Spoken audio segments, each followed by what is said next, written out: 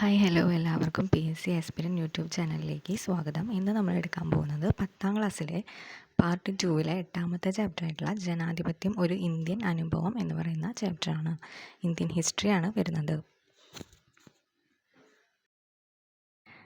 ജനാധിപത്യം ഒരു ഇന്ത്യൻ അനുഭവം.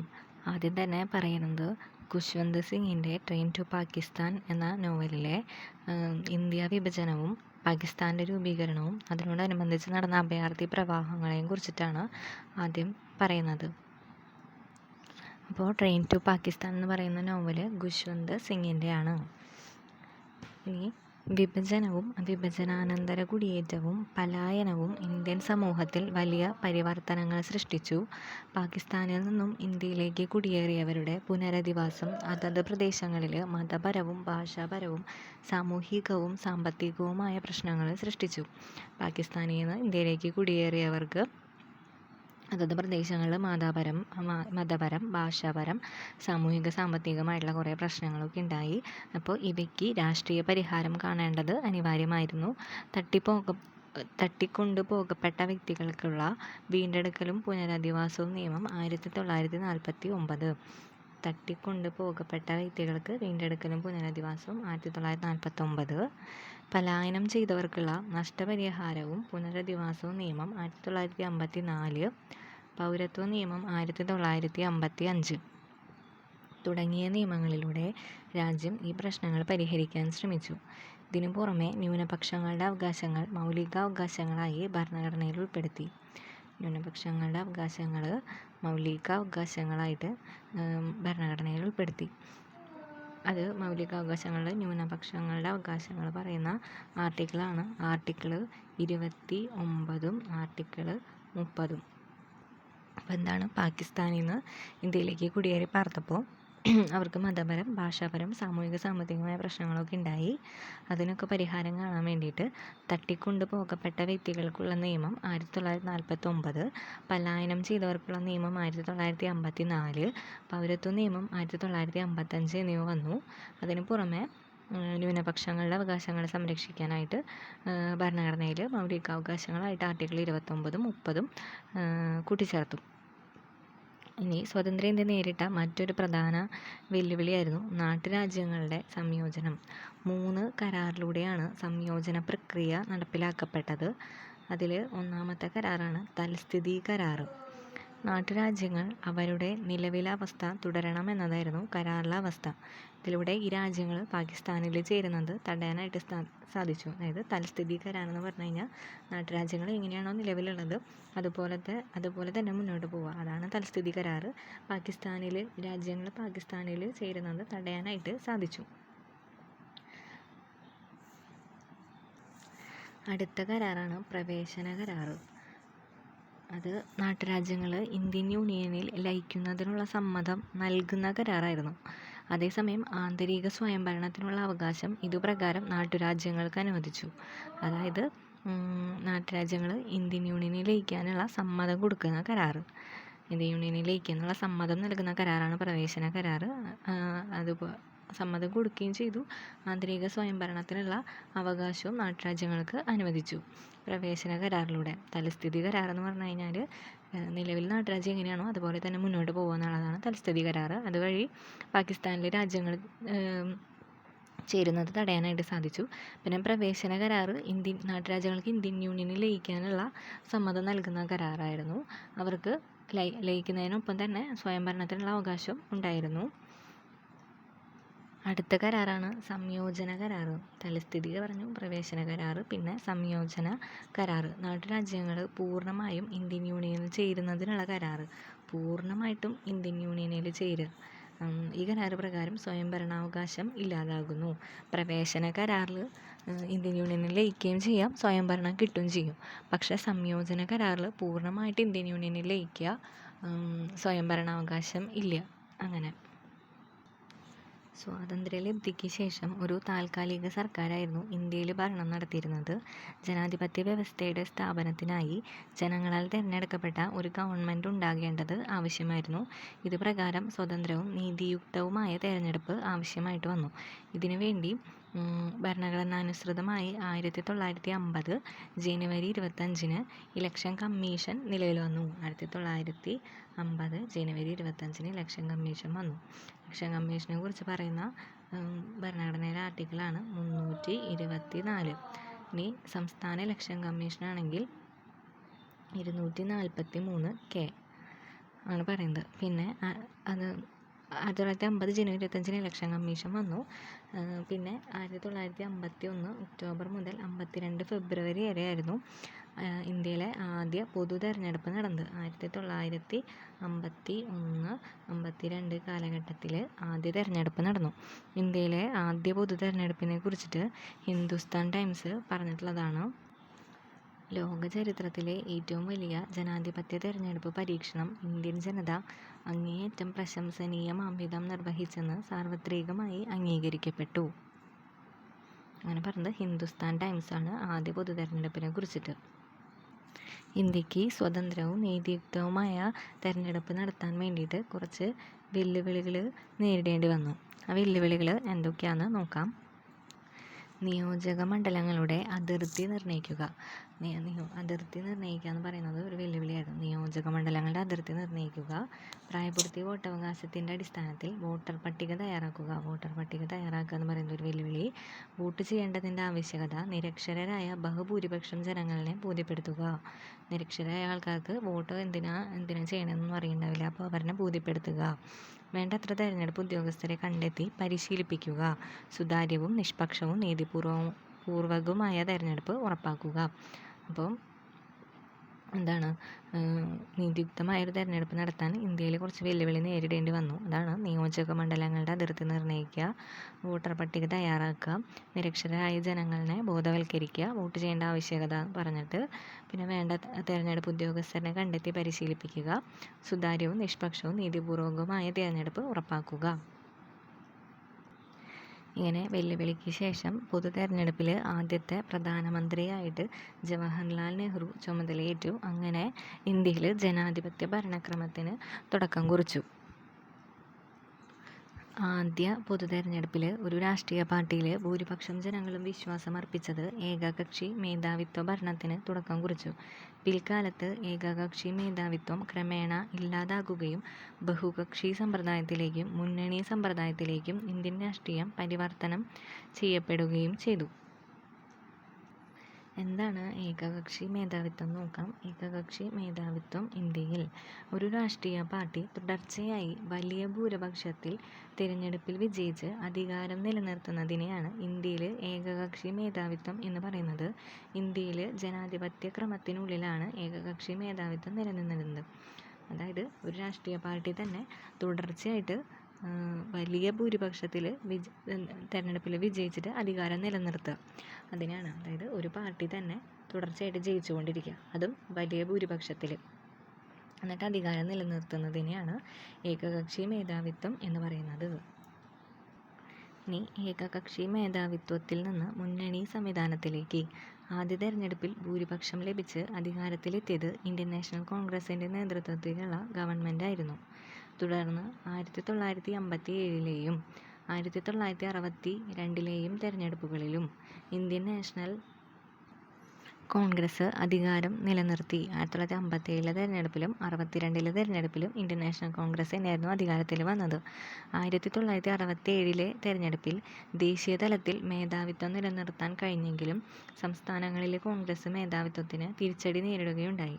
എങ്കിലും 1989 വരെയുള്ള പൊതു തെരഞ്ഞെടുപ്പുകളിൽ കോൺഗ്രസ് പാർട്ടിക്കായിരുന്നു മേൽക്കൈ. 1977 മുതൽ 79 വരെയുള്ള ജനതാ പാർട്ടി ഭരിച്ചിരുന്നു. അത് ഒഴിച്ച് കഴിഞ്ഞ് കഴിഞ്ഞാൽ 1989 വരെയും കോൺഗ്രസ് പാർട്ടിയൊക്കെ ആയിരുന്നു ജയിച്ചു പോന്നിരുന്നത്. 1977 തെരഞ്ഞെടുപ്പിൽ കോൺഗ്രസ് പരാജയപ്പെടുകയും ജനതാ പാർട്ടിയുടെ നേതൃത്വത്തിലുള്ള സർക്കാർ അധികാരത്തിലെത്തുകയും ചെയ്തു. തുടർന്നുള്ള 2 തെരഞ്ഞെടുപ്പുകളിൽ 1980-ലും 1984-ലും കോൺഗ്രസിന് ഒറ്റയ്ക്ക് ഭൂരിപക്ഷം ലഭിച്ചു. എന്നാൽ 1989 തെരഞ്ഞെടുപ്പോടുകൂടി ബഹുകക്ഷി സമ്പ്രദായത്തിൽ അധിഷ്ഠിതമായ മുന്നണി രാഷ്ട്രീയത്തിലേക്ക് ഇന്ത്യൻ ജനാധിപത്യം കടന്നു. 1989 ശേഷം ജനതാദൾ നേതൃത്വത്തിലുള്ള നാഷണൽ ഫ്രണ്ടും തുടർന്ന് 1991 മറ്റു രാഷ്ട്രീയ കക്ഷികളുടെ പിന്തുണയോടെ കോൺഗ്രസും അധികാരത്തിലെത്തി. 1996 തെരഞ്ഞെടുപ്പിനെ തുടർന്ന് ആദ്യം BJPയും പിന്നീട് വിവിധ കക്ഷികൾ ചേർന്ന ഐക്യമുന്നണിയും സർക്കാർ രൂപീകരിക്കുകയുണ്ടായി. 1998-99 വർഷങ്ങളിലെ തെരഞ്ഞെടുപ്പിൽ BJP നേതൃത്വത്തിലുള്ള ദേശീയ ജനാധിപത്യ സഖ്യമാണ് അധികാരത്തിൽ വന്നത്. 2004-2009 വർഷങ്ങളിൽ കോൺഗ്രസ് നേതൃത്വത്തിലുള്ള ഐക്യപുരോഗമന സഖ്യം അധികാരത്തിലെത്തി. തുടർന്ന് 2014, 2019, 2024 വർഷങ്ങളിലെ തെരഞ്ഞെടുപ്പുകളിൽ തുടർച്ചയായി BJPയുടെ നേതൃത്വത്തിലുള്ള ദേശീയ ജനാധിപത്യ സഖ്യം വിജയിക്കുകയും അധികാരം നിലനിർത്തുകയും ചെയ്തു. ഇന്ത്യയിലെ മുന്നണി രാഷ്ട്രീയത്തിൻ്റെ ചരിത്രം പരിശോധിച്ചാൽ പ്രധാനമായിട്ടും താഴെ പറയുന്ന രീതികൾ തന്നെയാണ് സർക്കാരുകൾ രൂപീകരിക്കപ്പെടുന്നത്. തിരഞ്ഞെടുപ്പിന് മുമ്പ് തന്നെ ഒരു പൊതു മിനിമം പരിപാടിയുടെ അടിസ്ഥാനത്തിൽ മുന്നണിയായി മത്സരിക്കുന്നതിന് രാഷ്ട്രീയ പാർട്ടികൾ തമ്മിൽ ധാരണ ഉണ്ടാക്കുക. തെരഞ്ഞെടുപ്പിന് ശേഷം മുന്നണി രൂപീകരിച്ച് ഗവൺമെൻറ് ഉണ്ടാക്കുക. ലോക്സഭയിൽ ഭൂരിപക്ഷമില്ലാത്ത ഗവൺമെൻറ്റിന് പുറത്ത് നിന്ന് പിന്തുണ നൽകുക. അപ്പോൾ എങ്ങനെയാണ് മുന്നണി രാഷ്ട്രീയങ്ങൾ രൂപീകരിക്കുന്നത് അതാണ് പറയുന്നത്. തെരഞ്ഞെടുപ്പിന് മുമ്പ് തന്നെ പൊതു മിനിമം പരിപാടിയുടെ അടിസ്ഥാനത്തിൽ മുന്നണിയായി മത്സരിക്കാൻ രാഷ്ട്രീയ പാർട്ടികൾ ധാരണ ഉണ്ടാക്കുക. തെരഞ്ഞെടുപ്പിന് ശേഷം മുന്നണി രൂപീകരിച്ച് ഗവൺമെൻറ് ഉണ്ടാക്കുക.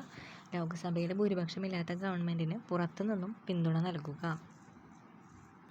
ഇനി അടുത്ത് പറയുന്നത് അടിയന്തരാവസ്ഥയെ കുറിച്ചിട്ടാണ്. 1975 ജൂൺ 25-നാണ് രാജ്യത്ത് ആഭ്യന്തര അടിയന്തരാവസ്ഥ പ്രഖ്യാപിച്ചത് എന്നാണ്. 1975 ജൂൺ 25-ന് അടിയന്തരാവസ്ഥ പ്രഖ്യാപിച്ചു. മൗലിക അവകാശങ്ങളുടെ മരവിപ്പിക്കൽ, പത്രസ്വാതന്ത്ര്യം നിഷേധിക്കൽ തുടങ്ങിയ ജനാധിപത്യാവകാശ ലംഘനങ്ങൾ അടിയന്തരാവസ്ഥയുടെ ഭാഗമായിട്ട് നടപ്പിലാക്കപ്പെട്ടു. അടിയന്തരാവസ്ഥയുടെ സമയത്ത് മൗലികാവകാശങ്ങൾ മരവിപ്പിച്ചു, പത്രസ്വാതന്ത്ര്യം നിഷേധിച്ചു, അങ്ങനെ കുറേ സംഭവങ്ങളൊക്കെ നടപ്പാക്കി.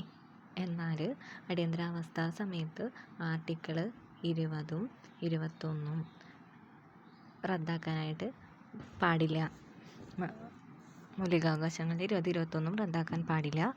പിന്നെ ഇന്ത്യയിൽ അടിയന്തരാവസ്ഥ പ്രഖ്യാപിക്കപ്പെട്ടതിൻ്റെ പശ്ചാത്തലം നമുക്ക് നോക്കാം. എന്തിനാണ് അടിയന്തരാവസ്ഥ പ്രഖ്യാപിച്ചതെന്ന്. രാജ്യത്തിൻ്റെ വിവിധ ഭാഗങ്ങളിൽ കേന്ദ്ര സർക്കാരിനെതിരായിട്ട് ഉയർന്നു വന്ന പ്രക്ഷോഭങ്ങളായിരുന്നു പ്രധാനപ്പെട്ട കാരണം. അപ്പോൾ എന്തായിരുന്നു, വിവിധ ഭാഗങ്ങളിലും കേന്ദ്ര സർക്കാരിനെതിരെ പ്രക്ഷോഭങ്ങൾ ഉയർന്നു വന്നു. അതാണ് പ്രധാന കാരണം. ഗുജറാത്തിൽ മൊറാർജി ദേശായിയുടെ നേതൃത്വത്തിൽ നടന്ന പ്രക്ഷോഭം സംസ്ഥാന സർക്കാരിനെ പിരിച്ചുവിടുന്നതിലേക്ക് നയിച്ചു. ഗുജറാത്തിലെ മൊറാർജി ദേശായിയുടെ നേതൃത്വത്തിൽ ഉണ്ടായിരുന്ന പ്രക്ഷോഭം സംസ്ഥാന സർക്കാർ വിടുന്നതിലേക്ക് നയിച്ചു. തുടർന്ന് നടന്ന തിരഞ്ഞെടുപ്പിൽ കോൺഗ്രസ് പരാജയപ്പെട്ടു. ജയപ്രകാശ് നാരായണിൻ്റെ നേതൃത്വത്തിൽ ബീഹാറിൽ നടന്ന പ്രക്ഷോഭ പരമ്പര ദേശീയ തലത്തിലും സ്വാധീനം ചെലുത്തി. അപ്പോൾ ജയപ്രകാശ് നാരായണൻ്റെ നേതൃത്വത്തിൽ ബീഹാറിലാണ് പ്രക്ഷോഭം നടന്നത്. അതും ദേശീയ തലത്തിൽ സ്വാധീനം ചെലുത്തി. ഇത് കേന്ദ്ര ഗവൺമെൻറ്റിനെതിരെയുള്ള പ്രക്ഷോഭങ്ങൾക്കും കാരണമായി. 1970-കളിൽ നേരിട്ട സാമ്പത്തിക പ്രതിസന്ധി 1970-കളിൽ നേരിട്ട സാമ്പത്തിക പ്രതിസന്ധി, ഭക്ഷ്യക്ഷാമം, തൊഴിലില്ലായ്മ എന്നിവയായിരുന്നു ഈ പ്രക്ഷോഭങ്ങൾക്ക് കാരണം. സാമ്പത്തിക പ്രതിസന്ധി, ഭക്ഷ്യക്ഷാമം, തൊഴിലില്ലായ്മ, ഗുജറാത്തിലെ മൊറാർജി ദേശായിയുടെ പ്രക്ഷോഭം, ബീഹാറിലെ ജയപ്രകാശ് നാരായണൻ്റെ പ്രക്ഷോഭം. ഒരു രാഷ്ട്രീയ പ്രതിസന്ധികൾക്കിടയിലാണ് പ്രധാനമന്ത്രി ഇന്ദിരാഗാന്ധിക്കെതിരെ അലഹബാദ് ഹൈക്കോടതിയിൽ നിലനിന്നിരുന്ന തെരഞ്ഞെടുപ്പ് കേസിൽ പ്രതികൂലമായി വിധി വരുന്നതും തെരഞ്ഞെടുപ്പ് റദ്ദ് ചെയ്യപ്പെടുന്നത്. രാഷ്ട്രീയ പ്രതിസന്ധികൾക്കിടയിൽ പ്രധാനമന്ത്രി ഇന്ദിരാഗാന്ധിക്കെതിരെ അലഹബാദ് ഹൈക്കോടതിയിൽ നിലനിന്നിരുന്ന തെരഞ്ഞെടുപ്പ് കേസിൽ പ്രതികൂലമായി വിധി വരുന്നു, തെരഞ്ഞെടുപ്പ് റദ്ദ് ചെയ്യപ്പെടുന്നു. വിധിയെ തുടർന്ന് ഇന്ദിരാഗാന്ധിയുടെ രാജി ആവശ്യപ്പെട്ടുകൊണ്ട് പ്രതിപക്ഷം പ്രക്ഷോഭം ശക്തമാക്കി.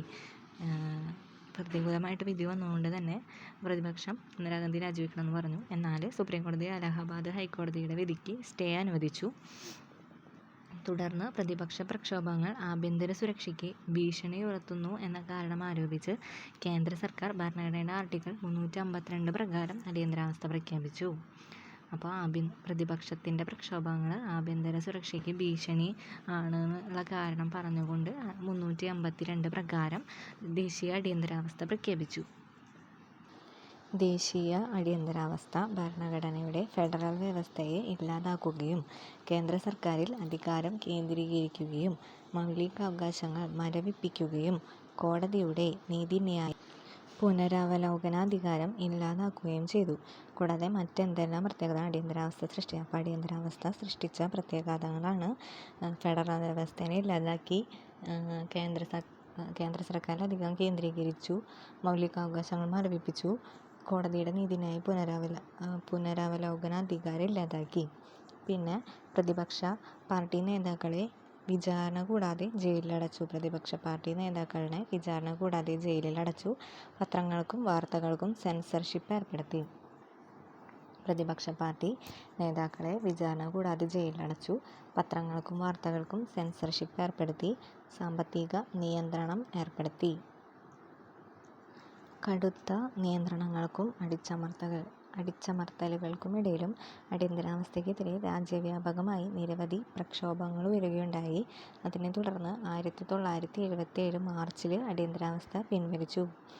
1975 ജൂൺ 25 അടിയന്തരാവസ്ഥ പ്രഖ്യാപിക്കുകയും 1977 മാർച്ചിൽ അടിയന്തരാവസ്ഥ പിൻവലിക്കുകയും തെരഞ്ഞെടുപ്പ് പ്രഖ്യാപിക്കുകയും ചെയ്തു. അടിയന്തരാവസ്ഥയ്ക്ക് ശേഷം നടന്ന തെരഞ്ഞെടുപ്പിൽ കോൺഗ്രസ് പരാജയപ്പെട്ടു. ജനതാ പാർട്ടിയുടെ നേതൃത്വത്തിൽ ഗവൺമെൻറ് രൂപീകരിച്ചു. മൊറാർജി ദേശായി പ്രധാനമന്ത്രിയായി സത്യപ്രതിജ്ഞ ചെയ്തു.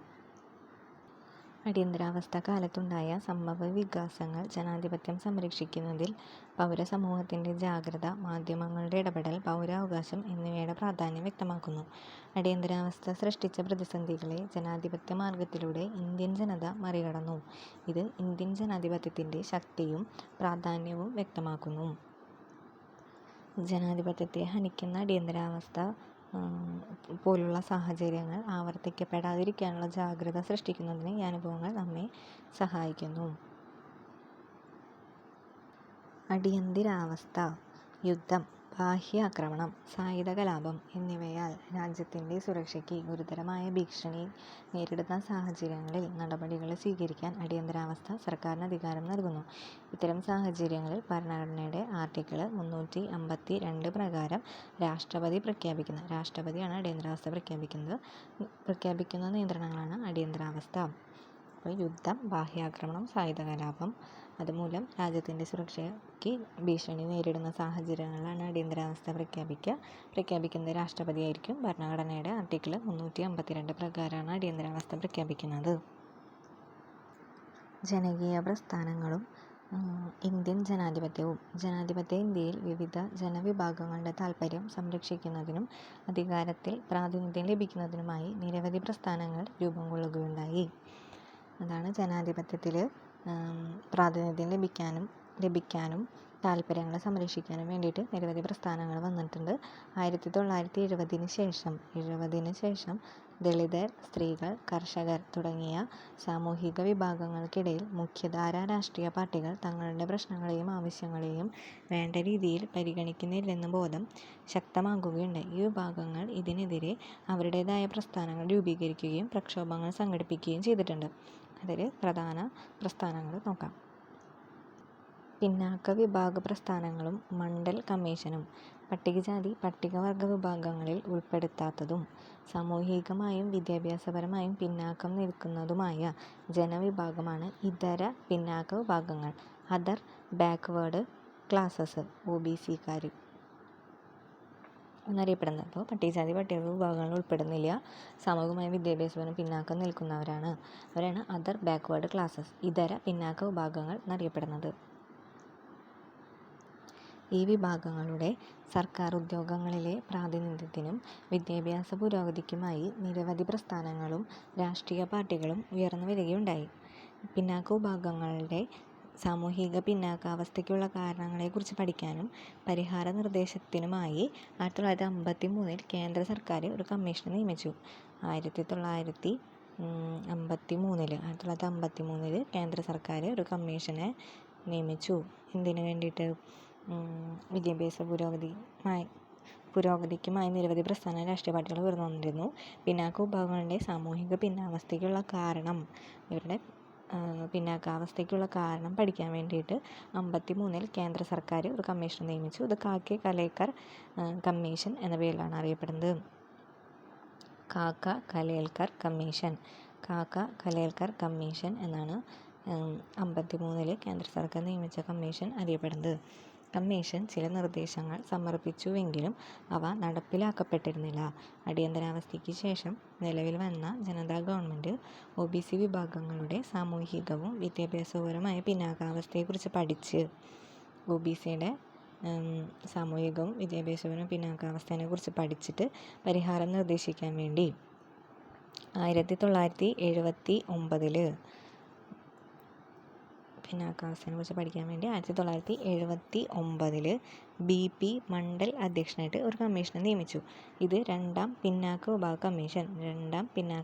കമ്മീഷൻ എന്നും മണ്ഡൽ കമ്മീഷൻ എന്നും അറിയപ്പെടുന്നുണ്ട്. ഒന്നാമത്തെ കമ്മീഷൻ കാക്ക കലേൽക്കർ 1953 കേന്ദ്ര സർക്കാർ നിയമിച്ചതാണ്. എന്നാൽ ഇതിൻ്റെ നിർദ്ദേശങ്ങളൊന്നും നടപ്പിലാക്കിയില്ല. അടിയന്തരാവസ്ഥയ്ക്ക് ശേഷം ജനതാ ഗവൺമെൻറ് നിലവിൽ വന്നു. എന്നിട്ട് OBCയുടെ പിന്നാക്കാവസ്ഥയെക്കുറിച്ച് പഠിക്കാൻ വേണ്ടി 1979 മണ്ഡൽ അധ്യക്ഷനായിട്ട് ഒരു കമ്മീഷനെ നിയമിച്ചു. അത് മണ്ഡൽ കമ്മീഷൻ എന്നും രണ്ടാം പിന്നാക്ക വിഭാഗ കമ്മീഷൻ എന്നും അറിയപ്പെടുന്നുണ്ട്. സർക്കാർ ഉദ്യോഗങ്ങളിലും വിദ്യാഭ്യാസ സ്ഥാപനങ്ങളിലും പിന്നാക്ക വിഭാഗങ്ങൾക്ക് 27% സംവരണം നിർദ്ദേശിച്ചുകൊണ്ടുള്ള റിപ്പോർട്ട് 1980 കമ്മീഷൻ കേന്ദ്ര സർക്കാരിന് സമർപ്പിച്ചു. ഇവിടെ സർക്കാർ ഉദ്യോഗസ്ഥരും വിദ്യാഭ്യാസ സ്ഥാപനത്തിലും 27% സംവരണം നിർദ്ദേശിച്ചിട്ട് 1989 റിപ്പോർട്ട് സമർപ്പിച്ചത്. 1979 ജനതാ ഗവൺമെൻറ് നിയമിച്ചു. 1980 റിപ്പോർട്ട് സമർപ്പിച്ചു. വിദ്യാഭ്യാസ സ്ഥാപനത്തിലും സർക്കാർ ജോലിയിലും 27% സംവരണം വേണം.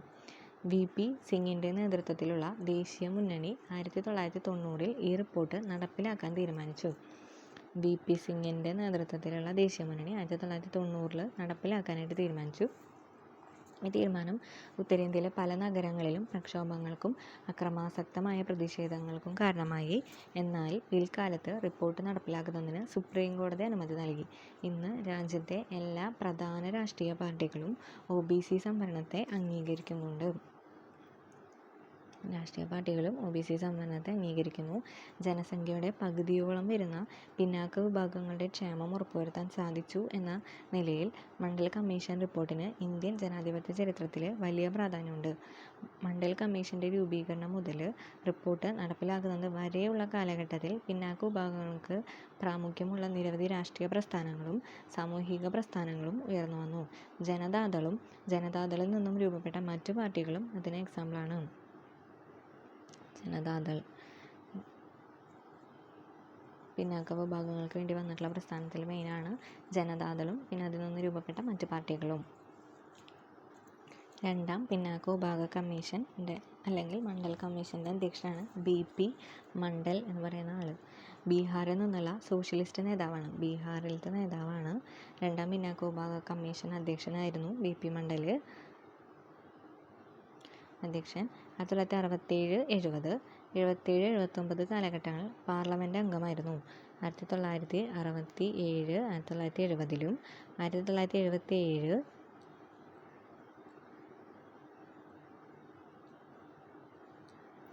1967, 77, പാർലമെൻറ്റ് അംഗം. 1968 1.5 മാസത്തോളം ബീഹാർ മുഖ്യമന്ത്രിയായി. 1968 1.5 മാസം ബീഹാറിൻ്റെ മുഖ്യമന്ത്രിയായിരുന്നു. 1977 ജനതാ പാർട്ടിയിൽ അംഗത്വം സ്വീകരിച്ചു. ദളിത് പ്രസ്ഥാനങ്ങൾ. സ്വാതന്ത്ര്യാനന്തര ഇന്ത്യയിലെ ദളിത് വിഭാഗങ്ങൾ സമൂഹത്തിൻ്റെ മുഖ്യധാരയിൽ നിന്നും അകറ്റി നിർത്തപ്പെടുകയാണെന്നും അർഹതപ്പെട്ട അവകാശങ്ങൾ നിഷേധിക്കപ്പെടുകയാണെന്നുമുള്ള വികാരത്തിൽ നിന്നുമാണ് ദളിത് പ്രസ്ഥാനം ഉയർന്നത്. അതായത് മുഖ്യധാരയിൽ നിന്ന് അകറ്റി നിർത്തപ്പെടുന്നു, അർഹതപ്പെട്ട അവകാശങ്ങൾ നിഷേധിക്കുന്നു. അങ്ങനെയുള്ള വികാരത്തിൽ നിന്നാണ് ദളിത് പ്രസ്ഥാനം ഉയർന്നു വന്നത്. വിദ്യാഭ്യാസം, തൊഴിൽ എന്നീ മേഖലകളിൽ ഭരണഘടന ദളിത് വിഭാഗത്തിന് സംവരണം ഉറപ്പാക്കുന്നുണ്ടെങ്കിലും അവർക്ക് സാമൂഹിക പ്രാധാന്യമുള്ള മേഖലകളിലും മുഖ്യധാരാ രാഷ്ട്രീയത്തിലും ഭരണതലത്തിലും അർഹമായ സ്ഥാനം ലഭിക്കാത്ത സാഹചര്യം നിലനിന്നിരുന്നു. വിദ്യാഭ്യാസം, തൊഴിൽ എന്നീ മേഖലകളിലെ പിന്നാക്കാവസ്ഥ, സാമൂഹികവും സാമ്പത്തികവുമായ അസമത്വം, സ്വന്തമായി ഭൂമിയില്ലാത്ത അവസ്ഥ തുടങ്ങിയ പ്രശ്നങ്ങൾ ദളിത് ജനത അഭിമുഖീകരിക്കുന്ന പ്രശ്നങ്ങളായിരുന്നു. ഭരണഘടനാ ശില്പിയായ ഡോക്ടർ ബി.ആർ. അംബേദ്കറുടെ ആശയങ്ങളാൽ പ്രചോദിതരായ ദളിത് വിഭാഗങ്ങൾ സംഘടിക്കുകയും പ്രസ്ഥാനങ്ങൾ രൂപീകരിക്കുകയും ചെയ്തു. ഇത്തരം പ്രസ്ഥാനങ്ങളിൽ പ്രധാനപ്പെട്ടതായിരുന്നു ദളിത് പാന്തേഴ്സ് പ്രസ്ഥാനം. പ്രസ്ഥാനങ്ങളിൽ പ്രധാനപ്പെട്ടത് ദളിത് പാന്തേഴ്സ് പ്രസ്ഥാനം. ഭരണഘടനാ ശില്പി ആയിരുന്നത് ആരാണ്? ബി.ആർ. അംബേദ്കറാണ്. അവരുടെ ആശയങ്ങളിൽ നിന്ന് പ്രചോദിതരായിട്ട് രൂപീകരിച്ചിട്ടുള്ള ഒരു പ്രസ്ഥാനമാണ് ദളിത് പാന്തേഴ്സ് പ്രസ്ഥാനം. ദളിത് പാന്തേഴ്സ് പ്രസ്ഥാനം 1972 മഹാരാഷ്ട്രയിലാണ് പ്രസ്ഥാനം രൂപീകരിക്കപ്പെട്ടത്. അപ്പോൾ 1972 മഹാരാഷ്ട്രയിലാണ് രൂപീകരിച്ചിട്ടുള്ളത്.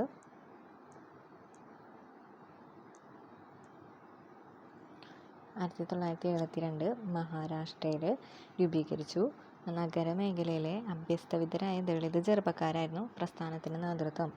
നഗരമേഖലയിലെ അഭ്യസ്തവിദ്യരായ ചെറുപ്പക്കാർ അവരായിരുന്നു നേതൃത്വം കൊടുത്തത്. പിന്നാക്ക വിഭാഗങ്ങൾക്ക് സാമൂഹിക നീതി, തുല്യത, ജാതി ഉന്മൂലനം തുടങ്ങിയ അംബേദ്കറുടെ ആശയങ്ങൾ പ്രസ്ഥാനത്തെ സ്വാധീനിച്ചു. അപ്പോൾ ഈ ദളിത് പാന്തേഴ്സ് പ്രസ്ഥാനത്തിനെ സ്വാധീനിച്ച ആശയങ്ങളാണ് സാമൂഹിക നീതി, തുല്യത, ജാതി ഉന്മൂലനം. ജാതി വിവേചനങ്ങൾക്കെതിരെ അക്രമോത്സുകമായ ചെറുത്തുനിൽപ്പുകൾ, പോലീസിൻ്റെ അന്യായമായ നടപടികൾക്കെതിരെ വലിയ ജനപങ്കാളിത്തത്തോടെയുള്ള പ്രക്ഷോഭങ്ങൾ, സാഹിത്യ സാംസ്കാരിക പരിപാടികൾ, മറ്റ് സാമൂഹികനീതി പ്രസ്ഥാനങ്ങളുമായി ചേർന്ന് വൈവിധ്യമാർന്ന പ്രവർത്തനങ്ങൾ തുടങ്ങിയവ സംഘടിപ്പിച്ചു. തൊട്ടുകൂടാത്തവരായി കരുതി മാറ്റി നിർത്തപ്പെട്ടവരുടെ ജീവിതം സാഹിത്യം, സിനിമ, നാടകം തുടങ്ങിയവയിൽ പ്രമേയമാക്കുന്നതിനും ദളിതർക്കെതിരായ ആക്രമണങ്ങൾക്കെതിരെ ശക്തമായ നടപടികൾ സ്വീകരിക്കാൻ ഭരണകൂടത്തെ പ്രേരിപ്പിക്കാനും ദളിത് പാന്തേഴ്സ് പ്രസ്ഥാനത്തിന് കഴിഞ്ഞു. 1972 മഹാരാഷ്ട്രയിലാണ് രൂപീകരിച്ച നഗരമേഖലയിലുള്ള അഭ്യസ്തവിദ്യരായ ചെറുപ്പക്കാരാണ് നേതൃത്വം കൊടുത്തത്. ഈ പ്രസ്ഥാനത്തിനെ സ്വാധീനിച്ച അംബേദ്കറുടെ ചില ആശയങ്ങളാണ് സാമൂഹിക നീതി, തുല്യത, ജാതി ഉന്മൂലനം, പിന്നെന്താണ് ചെറുത്തുനിൽപ്പുകൾ, പോലീസിൻ്റെ നടപടികൾക്കെതിരെ ജനപങ്കാളിത്തത്തോടെയുള്ള പ്രക്ഷോഭം, സാഹിത്യ സാംസ്കാരിക പരിപാടി, അതൊക്കെയായിട്ട് അങ്ങനെയുള്ള കുറച്ച് പ്രവർത്തനങ്ങൾ സംഘടിപ്പിച്ചു. പിന്നെ സാഹിത്യം, സിനിമ, നാടകം തുടങ്ങിയവ പ്രമേയമാക്കാനും ദളിതർക്കെതിരെയുള്ള ആക്രമണങ്ങൾക്കെതിരെ ശക്തമായ നടപടികൾ സ്വീകരിക്കാനും ഭരണകൂടത്തെ പ്രേരിപ്പിക്കാനും ഈ പാന്തേഴ്സ് പ്രസ്ഥാനത്തിന് കഴിഞ്ഞു. ദളിത് വിഭാഗങ്ങളുടെ ഉന്നമനത്തിനായി രൂപപ്പെട്ട മറ്റൊരു പ്രസ്ഥാനമാണ് 1978 രൂപീകരിക്കപ്പെട്ട backward and minority communities employees federation. 1978 ദളിതർക്ക് വേണ്ടി തന്നെ രൂപീകരിക്കപ്പെട്ടതാണ് backward and minority communities employees federation. 1972 മഹാരാഷ്ട്രയിൽ ദളിത് പാന്തേഴ്സ് വന്നു. 1978 backward and minority communities employees federation വന്നു. ഇത് കേവലം ഉദ്യോഗസ്ഥരുടെ താൽപ്പര്യ സംരക്ഷണാർത്ഥം മാത്രം രൂപീകരിക്കപ്പെട്ട സംഘടനയായിരുന്നില്ല, മറിച്ച് പട്ടികജാതി, പട്ടികവർഗ വിഭാഗം, മറ്റ് പിന്നാക്ക വിഭാഗം, ന്യൂനപക്ഷം എന്നിവർക്ക് രാഷ്ട്രീയാധികാരം ലഭിക്കുന്നതിനായിട്ട് സംഘടന നിലകൊണ്ടിട്ടുണ്ട്. രാഷ്ട്രീയാധികാരം ലഭിക്കാനും സംഘടന നിലകൊണ്ടു. ഈ സംഘടനയിൽ നിന്നാണ് ദളിത് ശോഷിത് സമാജ് സംഘർഷ സമിതിയും കാൻഷിറാമിൻ്റെ നേതൃത്വത്തിൽ ബഹുജൻ സമാജ് പാർട്ടിയും കാൻഷിറാമിൻ്റെ ബഹുജൻ സമാജ് പാർട്ടി രൂപമുള്ളത്. ഉത്തർപ്രദേശ്, ഹരിയാന, പഞ്ചാബ് എന്നീ സംസ്ഥാനങ്ങളിൽ ദളിതരുടെ പിന്തുണയോടെ രാഷ്ട്രീയ സ്വാധീനം ഉണ്ടാക്കാൻ ബഹുജൻ സമാജ് പാർട്ടിക്ക് സാധിച്ചു. അപ്പോൾ എവിടേക്കാണ്? ഉത്തർപ്രദേശ്, ഹരിയാന, പഞ്ചാബ്. ഇങ്ങനെയാണ് സ്ത്രീ മുന്നേറ്റങ്ങൾ. ലിംഗസമത്വം, സ്ത്രീകൾക്ക് വിദ്യാഭ്യാസം, തൊഴിൽ, സാമൂഹിക രാഷ്ട്രീയ മേഖലകളിൽ ആനുപാതിക പ്രാതിനിധ്യം തുടങ്ങിയ ആവശ്യങ്ങൾക്ക് വേണ്ടി നിലകൊള്ളുന്ന പ്രസ്ഥാനങ്ങളാണ് സ്ത്രീകളുടെ അവകാശ പ്രസ്ഥാനങ്ങൾ. എന്താണ്? ലിംഗസമത്വം, സ്ത്രീകൾക്ക് വിദ്യാഭ്യാസം, തൊഴിൽ, സാമൂഹിക രാഷ്ട്രീയ മേഖലകളിൽ ആനുപാതിക പ്രാതിനിധ്യം, അതിനൊക്കെ വേണ്ടി നിലകൊള്ളുന്ന പ്രസ്ഥാനമാണ് സ്ത്രീകളുടെ അവകാശ പ്രസ്ഥാനം. ഗാർഹിക പീഡനം, അവകാശ നിഷേധം, അടിച്ചമർത്തൽ, ലൈംഗിക അതിക്രമം, പുരുഷ മേധാവിത്വം ഇതെല്ലാം സ്ത്രീ സമൂഹം നേരിടുന്ന പ്രശ്നങ്ങളാണ്. ഇത്തരം വിഷയങ്ങൾക്ക് പരിഹാരം നേടുന്നതിനായി രാജ്യത്ത് നിരവധി പ്രസ്ഥാനങ്ങൾ രൂപപ്പെട്ടിട്ടുണ്ട്. അതിൽ ഒരു പ്രസ്ഥാനമാണ് ചാരായ വിരുദ്ധ പ്രസ്ഥാനം. 1990കളിൽ ആന്ധ്രാപ്രദേശിലെ നെല്ലൂര് ജില്ലയിൽ ഉയർന്നു വന്ന സ്ത്രീ മുന്നേറ്റ പ്രസ്ഥാനമാണ് ചാരായ വിരുദ്ധ പ്രസ്ഥാനം. 1990 ആന്ധ്രാപ്രദേശ് നെല്ലൂര്. 1972 മഹാരാഷ്ട്രയിൽ വന്നിട്ടുള്ളതാണ് ദളിത് പാന്തേഴ്സ് പ്രസ്ഥാനം. 1978 ബാക്ക്വേർഡ് മൈനോറിറ്റീസ് കമ്മ്യൂണിറ്റീസ് എംപ്ലോയീസ് എന്ന് പറഞ്ഞിട്ടുള്ള ഒരു പ്രസ്ഥാനം. 1978 പിന്നെ ബഹുജൻ സമാജ് പാർട്ടി കൻഷിറാമിൻ്റെ നേതൃത്വത്തിൽ വന്നിട്ടുണ്ട്. അതിനുശേഷം 1990 സ്ത്രീകൾക്ക് വേണ്ടി ആന്ധ്രാപ്രദേശിലെ നെല്ലൂരിൽ വന്നിട്ടുള്ളതാണ് ചാരായ വിരുദ്ധ പ്രസ്ഥാനം. ആയിരക്കണക്കിന് സ്ത്രീകൾ അണിചേർന്ന ഈ പ്രസ്ഥാനം പിന്നീട് സംസ്ഥാനമാകെ വ്യാപിച്ചു. പ്രാദേശികമായി നിർമ്മിച്ച് വിതരണം ചെയ്തിരുന്ന ലഹരി പാനീയമായിരുന്നു ചാരായം. ലഹരിയുടെ വ്യാപകമായ ഉപയോഗം സമൂഹത്തിൽ അന്തഃഛിദ്രം സൃഷ്ടിക്കുകയും യുവാക്കളുടെ മാനസിക ശാരീരിക നില തകരാറിലാക്കുകയും ചെയ്തു. ഇത് ഗ്രാമത്തിൻ്റെ സാമ്പത്തിക അടിത്തറ തകർത്തു. ഗാർഹിക പീഡനം വന്നു. സ്ത്രീകൾക്കെതിരായ അതിക്രമം, ദാരിദ്ര്യം തുടങ്ങിയവയ്ക്ക് കാരണമായി. സ്ത്രീകൾ നേരിടുന്ന ലൈംഗിക അതിക്രമം, പൊതുയിടങ്ങളിലെ അതിക്രമം, ലിംഗവിവേചനം തുടങ്ങി വിവിധ പ്രശ്നങ്ങളെ അഭിസംബോധന ചെയ്യുന്ന പ്രക്ഷോഭമായി ചാരായ വിരുദ്ധ പ്രസ്ഥാനം പിന്നീട് വളർന്നു. ഇത് സമൂഹത്തിലെ ലഹരിക്കെതിരെയും സ്ത്രീകൾ നേരിടുന്ന പ്രശ്നങ്ങൾക്കെതിരെയും സാമൂഹിക അവബോധം സൃഷ്ടിക്കുന്നതിന് സഹായിച്ചു. അപ്പോൾ ചാരായ വിരുദ്ധ പ്രസ്ഥാനം 1990 ആന്ധ്രാപ്രദേശിലെ നെല്ലൂരിൽ രൂപം കൊണ്ടിട്ടുള്ളതാണ്. ലഹരിക്കെതിരെ ഉള്ള ഒരു പ്രസ്ഥാനമായിരുന്നു ചാരായ വിരുദ്ധ പ്രസ്ഥാനം. അടുത്ത സ്ത്രീ മുന്നേറ്റ പ്രസ്ഥാനമാണ് നിർഭയ പ്രസ്ഥാനം. സ്ത്രീകൾക്കെതിരായ അതിക്രമങ്ങൾക്കെതിരെ ഡൽഹിയിൽ രൂപപ്പെട്ട ബഹുജന മുന്നേറ്റം. സ്ത്രീകൾക്കെതിരായ അതിക്രമങ്ങൾക്കെതിരെ ഡൽഹിയിലാണ് രൂപപ്പെട്ടിട്ടുള്ളത്. ഒരു ബഹുജന മുന്നേറ്റമാണ് നിർഭയ പ്രസ്ഥാനം. 2012 ഡൽഹി നഗരത്തിൽ വെച്ച് ഒരു പെൺകുട്ടി ലൈംഗികാതിക്രമത്തിന് ഇരയായി കൊല്ലപ്പെടുന്ന സാഹചര്യമുണ്ടായി. 2012 നിർഭയ കേസ്. ഈ സംഭവം രാജ്യവ്യാപകമായി വലിയ പ്രക്ഷോഭങ്ങൾക്കിടയാക്കി. ഈ പ്രക്ഷോഭമാണ് നിർഭയ പ്രസ്ഥാനത്തിൻ്റെ രൂപീകരണത്തിന് കാരണം. 2012 നടന്ന നിർഭയ കേസിനെ തുടർന്നുണ്ടായ വലിയ പ്രക്ഷോഭങ്ങൾ. സ്ത്രീകൾക്കെതിരെയുള്ള ലൈംഗിക അതിക്രമങ്ങൾക്കെതിരെ ശക്തമായ നിയമ നടപടികൾ സ്വീകരിക്കുക. അത്തരം കേസുകളിൽ നിയമ നടപടികൾ വേഗത്തിലാക്കുക. അപ്പം എന്താണ് സ്ത്രീകൾക്കെതിരെയുള്ള ലൈംഗിക അതിക്രമ കേസുകൾക്ക് ശക്തമായ നിയമ നടപടി സ്വീകരിക്കുക, അത്തരം കേസുകളിലെ നിയമ നടപടികൾ വേഗത്തിലാക്കുക, മാതൃകാപരമായ ശിക്ഷ ഉറപ്പാക്കുക തുടങ്ങിയവയായിരുന്നു നിർഭയ പ്രസ്ഥാനം ഉയർത്തിയ പ്രധാന ആവശ്യം. ഇന്ത്യൻ ക്രിമിനൽ നിയമ ഭേദഗതി നിയമം 2013 ലൈംഗികാതിക്രമ കേസുകൾ കൈകാര്യം ചെയ്യുന്നതിനുള്ള അതിവേഗ കോടതികൾ എന്നിവ നിർഭയ പ്രക്ഷോഭത്തെ തുടർന്ന് നിലവിൽ വന്നതാണ്. നിർഭയ എന്ന് പറയുന്നത് ഡൽഹിയിൽ രൂപപ്പെട്ടിട്ടുള്ളതാണ്. നിർഭയ പ്രസ്ഥാനം 2012 നടന്ന നിർഭയ കേസിനെ തുടർന്ന് രാജ്യവ്യാപകമായ പ്രക്ഷോഭങ്ങൾ നടന്നു. അവരുടെ ആവശ്യങ്ങൾ സ്ത്രീകൾക്കെതിരെയുള്ള ലൈംഗികാതിക്രമങ്ങൾക്കെതിരെയുള്ള നിയമ നടപടികൾ ശക്തമാക്കുക, നിയമ നടപടികൾ വേഗത്തിലാക്കുക, മാതൃകാപരമായ ശിക്ഷ ഉറപ്പാക്കുക, അതൊക്കെയായിരുന്നു ആവശ്യം. ഇന്ത്യൻ ക്രിമിനൽ നിയമ ഭേദഗതി നിയമം 2013 ഇതല്ലെങ്കിൽ നിർഭയ നിയമം എന്നറിയപ്പെടുന്നുണ്ട്. ലൈംഗികാതിക്രമ കേസുകൾ കൈകാര്യം ചെയ്യുന്നതിനുള്ള അതിവേഗ കോടതികൾ. ഇതൊക്കെ നിർഭയ പ്രക്ഷോഭത്തെ തുടർന്ന് നിലവിൽ വന്നിട്ടുള്ളതാണ്. ഇനി മത്സ്യത്തൊഴിലാളികളുടെ മുന്നേറ്റം. ലോകത്തിലെ രണ്ടാമത്തെ വലിയ മത്സ്യബന്ധന സമൂഹമാണ് ഇന്ത്യയിലെ മത്സ്യത്തൊഴിലാളികൾ. കിഴക്കും പടിഞ്ഞാറും തീരപ്രദേശങ്ങളിൽ വസിക്കുന്ന കോടിക്കണക്കിന് ജനങ്ങളുടെ ഉപജീവന മാർഗം മത്സ്യബന്ധനമാണ്. മത്സ്യബന്ധന തൊഴിലാളികൾ ഉപജീവനവുമായി ബന്ധപ്പെട്ട് നേരിടുന്ന പ്രശ്നങ്ങളുടെ പരിഹാരത്തിനായി നിരവധി മുന്നേറ്റങ്ങൾ ഉണ്ടായിട്ടുണ്ട്. 1980കളുടെ മധ്യത്തോടെ നമ്മുടെ രാജ്യത്തിൻ്റെ സാമ്പത്തിക നയങ്ങളിൽ വന്ന മാറ്റം മത്സ്യബന്ധന രംഗത്തെയും സാരമായി ബാധിച്ചു. പ്രധാനമായും ആഴക്കടൽ മത്സ്യബന്ധനവുമായി ബന്ധപ്പെട്ട കേന്ദ്ര സർക്കാരിൻ്റെ നയങ്ങൾക്കെതിരെയായിരുന്നു പ്രക്ഷോഭങ്ങൾ സംഘടിപ്പിക്കപ്പെട്ടത്. ദേശീയ മത്സ്യബന്ധന തൊഴിലാളി സംഘടന എന്ന സംഘടനയുടെ നേതൃത്വത്തിൽ പ്രക്ഷോഭങ്ങൾ നടന്നത്. ദേശീയ മത്സ്യബന്ധന തൊഴിലാളി സംഘടനയുടെ നേതൃത്വത്തിൽ പ്രക്ഷോഭങ്ങൾ നടന്ന വിവിധ സംസ്ഥാനങ്ങളിൽ പ്രവർത്തിക്കുന്ന പരമ്പരാഗത മത്സ്യത്തൊഴിലാളികളുടെ കൂട്ടായ്മകളെ ഏകോപിപ്പിച്ച് അവരുടെ അവകാശ സംരക്ഷണത്തിനായി പ്രവർത്തിക്കുന്ന സംഘടനയാണ്. വിവിധ സംസ്ഥാനങ്ങളിലുള്ള മത്സ്യത്തൊഴിലാളികളെ ഒക്കെ ഏകോപിപ്പിച്ചിട്ട് അവരുടെ അവകാശ സംരക്ഷണത്തിന് വേണ്ടി പ്രവർത്തിക്കുന്ന സംഘടന.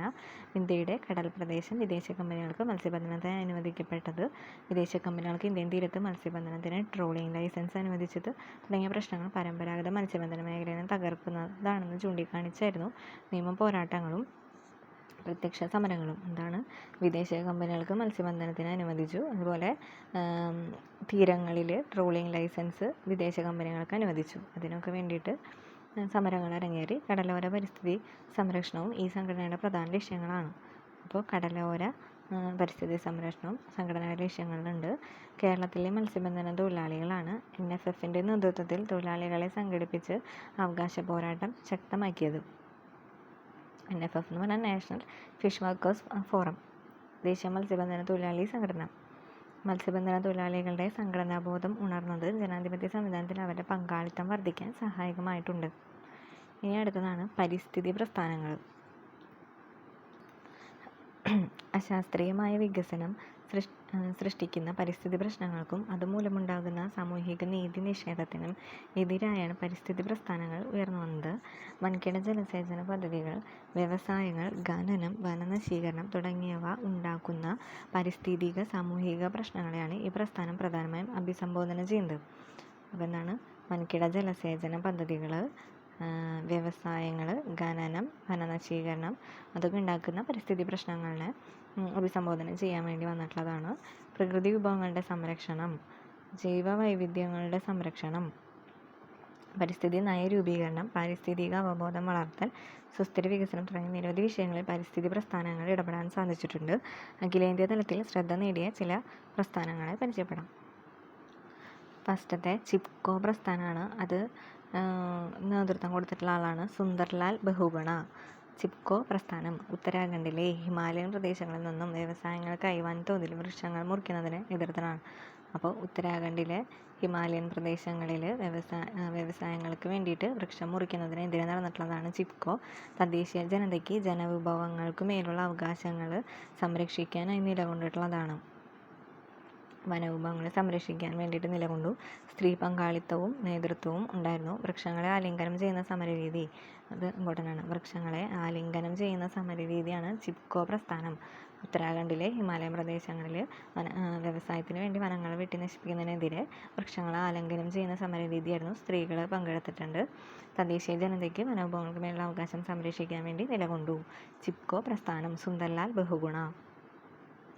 അടുത്തതാണ് നർമ്മദ ബച്ചാവോ ആന്തോളൻ. അതിന് നേതൃത്വം നൽകിയിട്ടുള്ളതാണ് മേധ പട്കർ എന്ന് പറയുന്ന വനിത.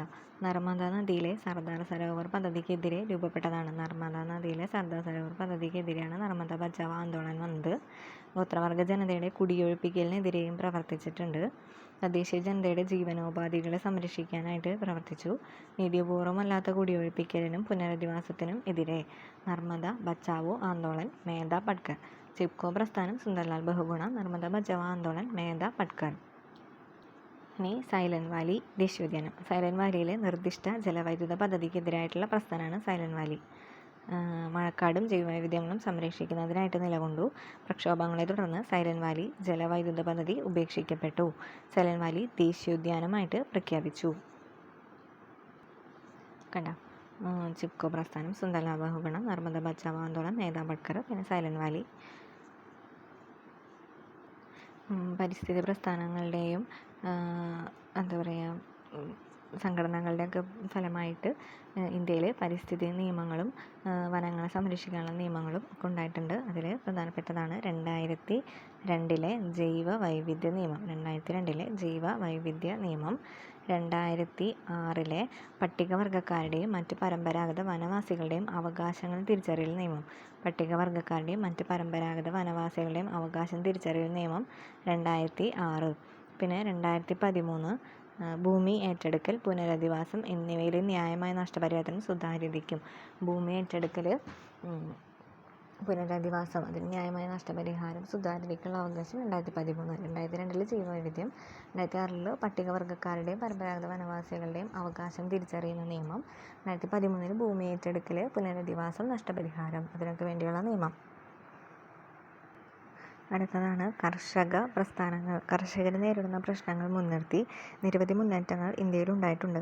ഹരിത വിപ്ലവത്തോടനുബന്ധിച്ച് കാർഷിക മേഖലയ്ക്ക് പ്രോത്സാഹനം ലഭിച്ചിരുന്നുവെങ്കിലും 1980കളുടെ മധ്യത്തോടെ നമ്മുടെ സാമ്പത്തിക നയത്തിൽ വന്ന ഉദാരവൽക്കരണ നയങ്ങൾ കാർഷിക രംഗത്തെ പ്രതിസന്ധിയിലാക്കി.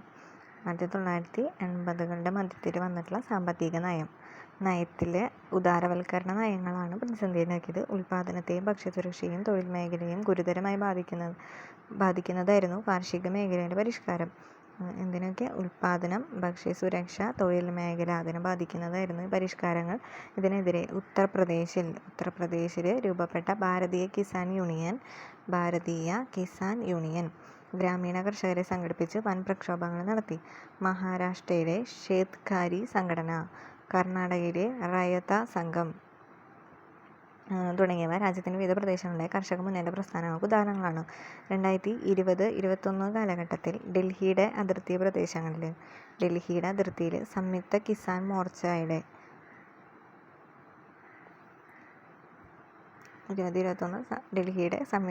മോർച്ചയുടെ ആഭിമുഖ്യത്തിൽ കേന്ദ്ര സർക്കാരിൻ്റെ കർഷക നിയമങ്ങൾക്കെതിരെ സംഘടിപ്പിക്കപ്പെട്ട കർഷക സമരം ജനപങ്കാളിത്തം കൊണ്ട് ശ്രദ്ധ നേടിയിരുന്നു. സമരത്തെ തുടർന്ന് കർഷകരുടെ ആവശ്യങ്ങൾ സർക്കാർ അംഗീകരിക്കുകയുണ്ടായി. അപ്പോൾ 1980കളുടെ മധ്യത്തിൽ വന്ന സാമ്പത്തിക പരിഷ്കാരങ്ങൾ, ഉദാരവൽക്കരണം കർഷകരെ പ്രശ്നത്തിലാക്കി. അത് ഉൽപാദനത്തെയും ഭക്ഷ്യസുരക്ഷയും തൊഴിൽ മേഖലയെയും ഒക്കെ നല്ലോണം ബാധിച്ചു. അപ്പോൾ ഉത്തർപ്രദേശിൽ ഭാരതീയ കിസാൻ യൂണിയൻ രൂപീകരിച്ചു. അതുപോലെ മഹാരാഷ്ട്രയിലെ ഷേത്കാരി സംഘടന, കർണാടകയിലെ റയത സംഘം. 2020-21 കാലഘട്ടത്തിൽ ഡൽഹിയുടെ അതിർത്തി പ്രദേശങ്ങളിൽ സംയുക്ത കിസാൻ മോർച്ച ഒക്കെ കർഷക സമരം നടത്തിയിട്ടുള്ള സംഘടനകളാണ്. അടുത്തതാണ് വിവരാവകാശത്തിന് വേണ്ടിയുള്ള പ്രസ്ഥാനം. വിവരാവകാശത്തിനായുള്ള പ്രസ്ഥാനവും അതിനെ തുടർന്നുണ്ടായ നിയമവും പൊതുജന പ്രക്ഷോഭങ്ങൾക്ക് ലഭിക്കുന്ന സ്വീകാര്യതയ്ക്കും വിജയത്തിനും ഉദാഹരണമാണ്. 1990 രാജസ്ഥാനിൽ മസ്ദൂർ കിസാൻ ശക്തി സംഘാതൻ MKSS എന്ന സംഘടനയാണ് ഈ പ്രസ്ഥാനത്തിന് ആരംഭം കുറിച്ചത്. രാജസ്ഥാനിലെ ഭീം തഹസിൻ എന്ന പിന്നാക്ക പ്രദേശത്തായിരുന്നു ആദ്യമായി പൊതുനിർമ്മാണങ്ങളുമായി ബന്ധപ്പെട്ട രേഖകൾ ലഭ്യമാക്കാൻ ആവശ്യപ്പെട്ടത്. എവിടെയായിരുന്നു ആദ്യം? രാജസ്ഥാനിലെ ഭീം തഹസിൻ എന്ന് പറയുന്ന പിന്നാക്ക പ്രദേശത്ത് പൊതുനിർമ്മാണവുമായിട്ട് ബന്ധപ്പെട്ട രേഖ ലഭ്യമാക്കാൻ ആവശ്യപ്പെട്ടു. സ്കൂൾ, ഡിസ്പെൻസറി, ചെറിയ ഡാമുകൾ എന്നിവയുടെ നിർമ്മാണവുമായി ബന്ധപ്പെട്ട് പൊതുപണം ദുരുപയോഗം ചെയ്യപ്പെട്ടുവെന്ന സംശയത്തിലായിരുന്നു ഇത്. MKSSന്റെ ആഭിമുഖ്യത്തിൽ ഡൽഹി കേന്ദ്രമാക്കി വിവരാവകാശത്തിനുള്ള ദേശീയ council, national council for people's right to information രൂപീകരിക്കപ്പെടുകയും ദേശീയ തലത്തിൽ പ്രചാരണം ആരംഭിക്കുകയും ചെയ്തു. MKSSന്റെ ആഭിമുഖ്യത്തിൽ ഡൽഹി കേന്ദ്രമാക്കിയിട്ട് വിവരാവകാശത്തിനുള്ള ഒരു കൗൺസിൽ രൂപീകരിച്ചു. ദേശീയ തലത്തിൽ പ്രചാരണം ആരംഭിക്കുകയും ചെയ്തു. കൂടാതെ ഉപഭോക്തൃ വിദ്യാഭ്യാസ ഗവേഷണ കേന്ദ്രം, consumer education and research centre, press council, Suri committee എന്നിവയും ഇതേ ആവശ്യം മുൻനിർത്തി വിവരാവകാശ നിയന്ത്രണക്കാരുടെ രൂപം തയ്യാറാക്കാൻ നിർദ്ദേശിച്ചിരുന്നു. ഈ പശ്ചാത്തലത്തിലാണ് 2005 വിവരാവകാശ നിയമം നിലവിൽ വന്നത്. 2005 ഒക്ടോബർ 12.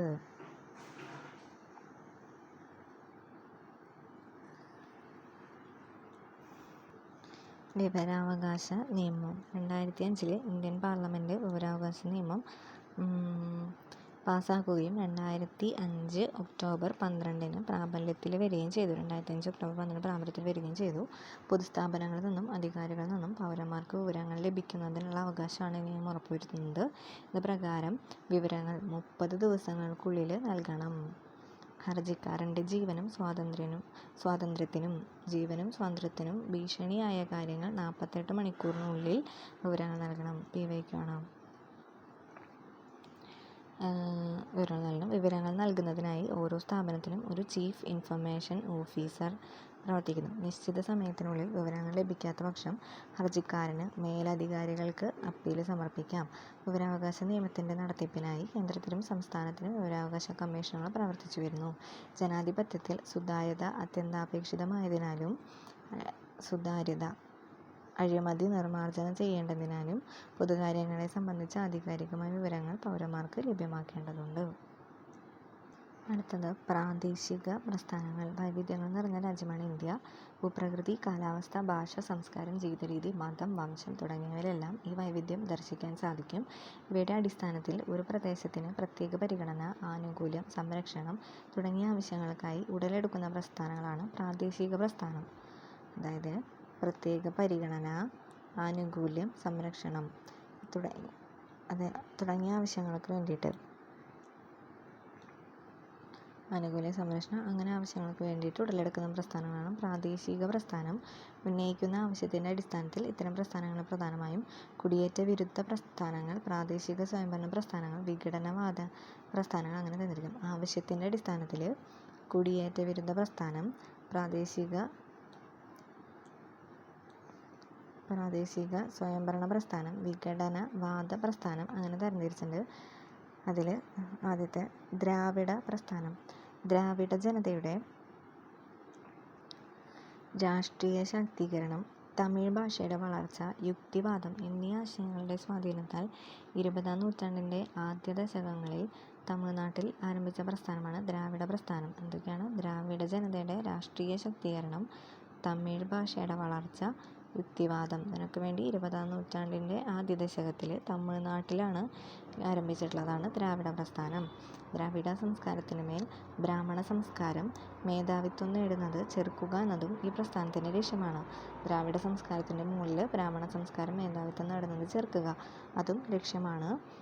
ഇ.വി. രാമസ്വാമി നായ്ക്കരുടെ ആത്മാഭിമാന പ്രസ്ഥാനത്തിൻ്റെ ആശയധാരയിൽ നിന്നാണ് പ്രസ്ഥാനം രൂപപ്പെടുത്തുന്നത്. ഇ.വി. രാമസ്വാമി നായ്ക്കരുടെ ആത്മാഭിമാന പ്രസ്ഥാനം അല്ലെങ്കിൽ സ്വാഭിമാന പ്രസ്ഥാനത്തിൻ്റെ ആശയത്തിൽ നിന്നാണ് ദ്രാവിഡ പ്രസ്ഥാനം രൂപമെടുത്തിട്ടുള്ളത്. പിന്നീട് അദ്ദേഹം ദ്രാവിഡ കഴകം എന്ന രാഷ്ട്രീയ പാർട്ടിക്ക് രൂപം നൽകി. ദ്രാവിഡ കഴകം രാഷ്ട്രീയ പാർട്ടി ഇത് ദ്രാവിഡ മുന്നേറ്റ കഴകമായിട്ട് മാറി. DMK ശക്തമായ പ്രക്ഷോഭങ്ങളിലൂടെ തമിഴ്നാട് രാഷ്ട്രീയത്തെ സ്വാധീനിച്ച DMK 1967 അധികാരത്തിലെത്തി. 1967 DMK അധികാരത്തിൽ വരുന്നത് തമിഴ്നാട്. പിന്നീടുള്ള തമിഴ്നാട് രാഷ്ട്രീയത്തിൽ വിവിധ ദ്രാവിഡ പ്രസ്ഥാനങ്ങളുടെ സ്വാധീനം ദർശിക്കാൻ സാധിക്കും. കുടിയേറ്റ വിരുദ്ധ പ്രസ്ഥാനം. അനിയന്ത്രിത കുടിയേറ്റം ഒരു പ്രദേശത്തെ തദ്ദേശീയ ജനതയ്ക്ക് സൃഷ്ടിക്കുന്ന വംശീയ, ഭാഷാ, സാംസ്കാരിക, സാമ്പത്തിക, തൊഴിൽ പ്രശ്നങ്ങളെ മുൻനിർത്തി രൂപപ്പെടുന്ന പ്രസ്ഥാനങ്ങളാണ് കുടിയേറ്റ വിരുദ്ധ പ്രസ്ഥാനങ്ങൾ. അതിൽ ഏറ്റവും പ്രധാനപ്പെട്ടതാണ് അസം പ്രസ്ഥാനം. അസം പ്രസ്ഥാനം എന്ന് പറയുന്നത് ഒരു കുടിയേറ്റ വിരുദ്ധ പ്രസ്ഥാനമാണ്. അസം പ്രസ്ഥാനം കുടിയേറ്റത്തിനെതിരെ, വിശേഷിച്ച് ബംഗ്ലാദേശികളുടെ കുടിയേറ്റത്തിനെതിരാണ് അസം പ്രസ്ഥാനം. 1979 മുതൽ 85 വരെ അസമിൽ നടന്ന പ്രക്ഷോഭമാണ് അസം പ്രസ്ഥാനം. 79 മുതൽ 85 വരെ. ഓൾ അസം സ്റ്റുഡൻസ് യൂണിയനാണ് ഈ പ്രസ്ഥാനത്തിന് നേതൃത്വം. നൽകിയത്. ബംഗ്ലാദേശിൽ നിന്നുള്ള അനധികൃത കുടിയേറ്റം അസം ജനതയുടെ തൊഴിലവസരങ്ങൾ ഇല്ലാതാക്കുമെന്നും ദാരിദ്ര്യത്തിനും സാമ്പത്തിക പ്രതിസന്ധിക്കും കാരണമാക്കുമെന്നും പ്രക്ഷോഭകാരികൾ ആശങ്ക ഉന്നയിച്ചു. 1951 ശേഷം അനധികൃതമായി അസം പ്രസ്ഥാനം 1979 മുതൽ 85 വരെ ഓൾ അസം സ്റ്റുഡൻസ് യൂണിയനാണ് നേതൃത്വം കൊടുത്തത്. 51 ശേഷം അനധികൃതമായ അസമിൽ കുടിയേറിയവരെ പുറത്താക്കാൻ പ്രക്ഷോഭകാരികൾ ആവശ്യപ്പെട്ടു. വ്യാപകമായ അക്രമങ്ങൾക്കും സംഘർഷങ്ങൾക്കും സമരം വഴിയൊരുക്കി. കേന്ദ്ര സർക്കാർ പ്രക്ഷോഭകരുമായിട്ട് 1985 ഒപ്പുവെച്ച കരാറും തുടർന്നുള്ള ജനാധിപത്യ ഇടപെടലുകളും പ്രശ്നത്തിന് ഒരു പരിധിവരെ പരിഹരിക്കാനായിട്ട് സഹായിച്ചു. ഇനി അടുത്താണ് സ്വയംഭരണത്തിന് വേണ്ടിയുള്ള പ്രസ്ഥാനങ്ങൾ. രാജ്യത്തിനുള്ളിൽ കൂടുതൽ സ്വയംഭരണം ആവശ്യപ്പെട്ടുകൊണ്ടോ പ്രത്യേക സംസ്ഥാന പദവി ആവശ്യപ്പെട്ടുകൊണ്ടോ ഉദയം ചെയ്ത പ്രസ്ഥാനങ്ങളാണ് ഇവ. സ്വയംഭരണം എന്ന് വെച്ച് കഴിഞ്ഞാൽ കൂടുതൽ സ്വയംഭരണം ആവശ്യപ്പെടുക അല്ലെങ്കിൽ പ്രത്യേക സംസ്ഥാന പദവി ആവശ്യപ്പെടുക. അങ്ങനെ വന്നിട്ടതാണ് സ്വയംഭരണത്തിന് വേണ്ടിയുള്ള പ്രസ്ഥാനം. പ്രാദേശികമായി അവഗണിക്കപ്പെടുന്നു എന്ന മനോഭാവം, ഭാഷാപരവും സാംസ്കാരികവുമായ പ്രത്യേകതകൾ, അസന്തുലിതമായ സാമ്പത്തിക വളർച്ച തുടങ്ങിയ വിഷയങ്ങൾ ഉയർത്തിക്കൊണ്ടാണ് ഇത്തരം പ്രസ്ഥാനങ്ങൾ സ്വയംഭരണാവശ്യം ഉന്നയിക്കുന്നത്. ഈ വിഭാഗത്തിൽപ്പെട്ട ചില പ്രസ്ഥാനങ്ങളാണ് നമുക്ക് ഗൂർഖാലാൻഡ് പ്രസ്ഥാനം. അതിന് നേതൃത്വം കൊടുത്തത് ഗൂർഖ നാഷണൽ ലിബറേഷൻ ഫ്രണ്ടാണ്. സ്വയംഭരണത്തിന് വേണ്ടിയുള്ള പ്രസ്ഥാനമാണ് ഗൂർഖാലാൻഡ് പ്രസ്ഥാനം, ജാർഖണ്ഡ് പ്രസ്ഥാനം, തെലങ്കാന പ്രസ്ഥാനം. ഗൂർഖാലാൻഡ് പ്രസ്ഥാനത്തിന് നേതൃത്വം കൊടുത്തത് ഗൂർഖ നാഷണൽ ലിബറേഷൻ ഫ്രണ്ടാണ്. ഗൂർഖാലാൻഡ് പ്രസ്ഥാനത്തിൻ്റെ ആവശ്യം പശ്ചിമ ബംഗാളിൽ നേപ്പാളി ഭാഷ സംസാരിക്കുന്ന ഗൂർഖ വിഭാഗത്തിന് പ്രത്യേക സംസ്ഥാനം രൂപീകരിക്കുക. പശ്ചിമ ബംഗാളിൽ നേപ്പാളി സംസാരിക്കുന്ന ഗൂർഖ വിഭാഗത്തിന് പ്രത്യേക സംസ്ഥാനം രൂപീകരിക്കുക എന്നതായിരുന്നു ആവശ്യം. അതിന് പരിഹാരം 1988 സ്വയംഭരണാധികാരമുള്ള ഡാർജിലിംഗ് ഗൂർഖ ഹിൽ കൗൺസിലിന് രൂപം കൊടുത്തു. 1988 സ്വയംഭരണാധികാരമുള്ള ഡാർജിലിംഗ് ഗൂർഖ ഹിൽ കൗൺസിലിന് രൂപം കൊടുത്തു. 2012 ഗൂർഖ ഹിൽ കൗൺസിലിന് പകരം ഗൂർഖാലാൻഡ് ടെറിട്ടോറിയൽ അഡ്മിനിസ്ട്രേഷൻ രൂപീകരിച്ചു. 2012 ഗൂർഖാലാൻഡിന് പകരം ഗൂർഖാലാൻഡ് ടെറിട്ടോറിയൽ അഡ്മിനിസ്ട്രേഷൻ രൂപീകരിച്ചു. അടുത്തതാണ് ജാർഖണ്ഡ് പ്രസ്ഥാനം. ജാർഖണ്ഡ് പ്രസ്ഥാനം അതിന് നേതൃത്വം കൊടുത്തത് ജാർഖണ്ഡ് മുക്തി മോർച്ചയാണ്. ജാർഖണ്ഡ് പ്രസ്ഥാനത്തിന് നേതൃത്വം ജാർഖണ്ഡ് മുക്തി മോർച്ച.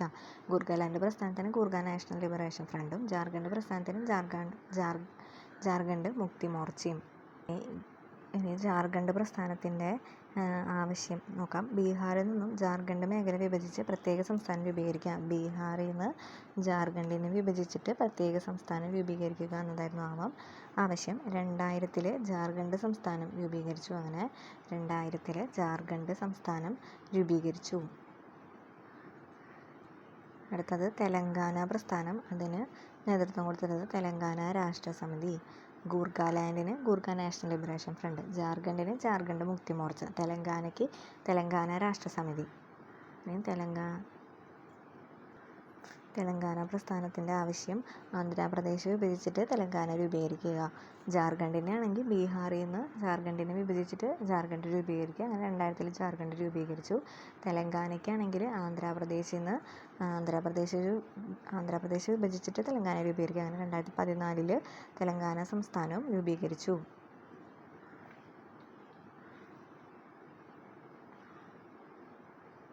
ഇമ്പോർട്ടൻ്റ് ആണ് രണ്ടും. ഇത് പുതിയതായതുകൊണ്ട് ഇതും ചോദിക്കും.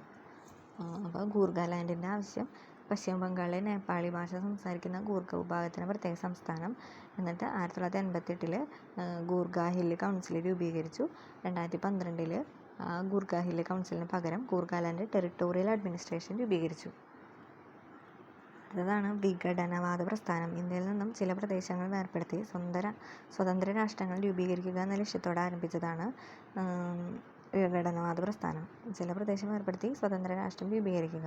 പഞ്ചാബ്, ജമ്മു കാശ്മീർ, മിസോറാം, നാഗാലാൻഡ് എന്നീ സംസ്ഥാനങ്ങൾ വിഘടനവാദ പ്രസ്ഥാനങ്ങൾ ഇക്കൂട്ടത്തിൽ പെടുന്നുണ്ട്. പഞ്ചാബ്, ജമ്മു കാശ്മീർ, മിസോറാം, നാഗാലാൻഡ്. ഖാലിസ്ഥാൻ പ്രസ്ഥാനം. സിഖ് ജനതയ്ക്ക് ഖാലിസ്ഥാൻ എന്ന പ്രത്യേക രാഷ്ട്രം വേണമെന്ന ആവശ്യം മുൻനിർത്തി പഞ്ചാബിൽ ഉയർന്നു വന്നതാണ്. സിഖ് ജനതയ്ക്ക് പ്രത്യേക രാഷ്ട്രം വേണമെന്ന് പറഞ്ഞിട്ട് പഞ്ചാബിൽ ഉയർന്നു വന്നിട്ടുള്ള പ്രസ്ഥാനമാണ് ഖാലിസ്ഥാൻ. സിഖ് ജനവിഭാഗത്തിലെ തീവ്ര വിഭാഗമായിരുന്നു ഈ പ്രസ്ഥാനത്തിന് നേതൃത്വം കൊടുത്തിട്ടുണ്ട്. പ്രത്യേക രാഷ്ട്രം നേടിയെടുക്കുക എന്ന ലക്ഷ്യത്തിനായി സായുധ മാർഗമായിരുന്നു ഇവർ സ്വീകരിച്ചത്. സായുധമാർഗം. പ്രമുഖ സിഖ് ആരാധനാലയമായ അമൃത്സറിലെ സുവർണ ക്ഷേത്രത്തെ കലാപകാരികൾ അവരുടെ കേന്ദ്രമാക്കി മാറ്റി. സുവർണ ക്ഷേത്രത്തിൽ കടന്നു കയറിയ തീവ്രവാദികളെ കേന്ദ്ര സർക്കാർ 1984 ഓപ്പറേഷൻ ബ്ലൂ സ്റ്റാർ എന്ന സൈനിക നടപടിയിലൂടെ അമർച്ച ചെയ്തു. ഇതിനെ തുടർന്ന് പ്രധാനമന്ത്രി ഇന്ദിരാഗാന്ധി തൻ്റെ 2 സിഖ് അംഗരക്ഷകരാൽ വധിക്കപ്പെട്ടു. ഇന്ദിരാഗാന്ധിയുടെ മരണത്തെ തുടർന്ന് രാജ്യത്തിൻ്റെ വിവിധ ഭാഗങ്ങളിൽ സിഖ് വിരുദ്ധ കലാപം പൊട്ടിപ്പുറപ്പെട്ടു. ഈ കലാപത്തിൽ നിരപരാധികളായ നിരവധി സിഖുകാർ കൊല്ലപ്പെട്ടു. പ്രധാനമന്ത്രി രാജീവ് ഗാന്ധിയും സിഖ് നേതാവ് ഹർചന്ദ് സിംഗ് ലോംഗോവാളും ചേർന്ന് 1985 പഞ്ചാബ് കരാർ ഒപ്പുവെച്ചു. അതിനെ തുടർന്നാണ് സ്ഥിതിഗതികൾക്ക് മാറ്റമുണ്ടായത്. തുടർന്ന് ഉണ്ടായ കാര്യക്ഷമമായ ജനാധിപത്യ നടപടിക്രമങ്ങളിലൂടെ പഞ്ചാബിലെ വിഘടനവാദം പൂർണ്ണമായി അവസാനിപ്പിക്കാനും സമാധാനം പുനഃസ്ഥാപിക്കാനും സാധിച്ചു. ഇപ്പോൾ ഖാലിസ്ഥാൻ എന്ന് പറഞ്ഞു കഴിഞ്ഞാൽ സിഖ് ജനതയ്ക്ക് പ്രത്യേക രാഷ്ട്രം വേണമെന്ന് പറഞ്ഞിട്ട് പഞ്ചാബിൽ ഉയർന്നു വന്നതാണ്. പ്രമുഖ സിഖ് ആരാധനാലയമായ അമൃത്സറിലെ സുവർണ ക്ഷേത്രത്തിൽ കലാപകാരികൾ അവരുടെ കേന്ദ്രമാക്കി മാറ്റി. അതിൽ തീവ്രവാദികളെ കേന്ദ്ര സർക്കാർ 84 സൈനിക നടപടികളിൽ അമർച്ച ചെയ്തു. 1984 ഓപ്പറേഷൻ ബ്ലൂ സ്റ്റാർ. പ്രധാനമന്ത്രി ഇന്ദിരാഗാന്ധി വധിക്കപ്പെടുന്നു. അത് കഴിഞ്ഞ് പ്രധാനമന്ത്രി രാജീവ് ഗാന്ധിയും സിഖ് നേതാവായിട്ടുള്ള ഹർചന്ദ് സിംഗ് ലോംഗോവാളും ചേർന്ന് 85 ഒരു പഞ്ചാബ് കരാർ ഒപ്പുവെച്ചു. അതിനെ തുടർന്ന് സ്ഥിതിഗതികൾക്ക് കുറച്ച് മാറ്റങ്ങളുണ്ടായി.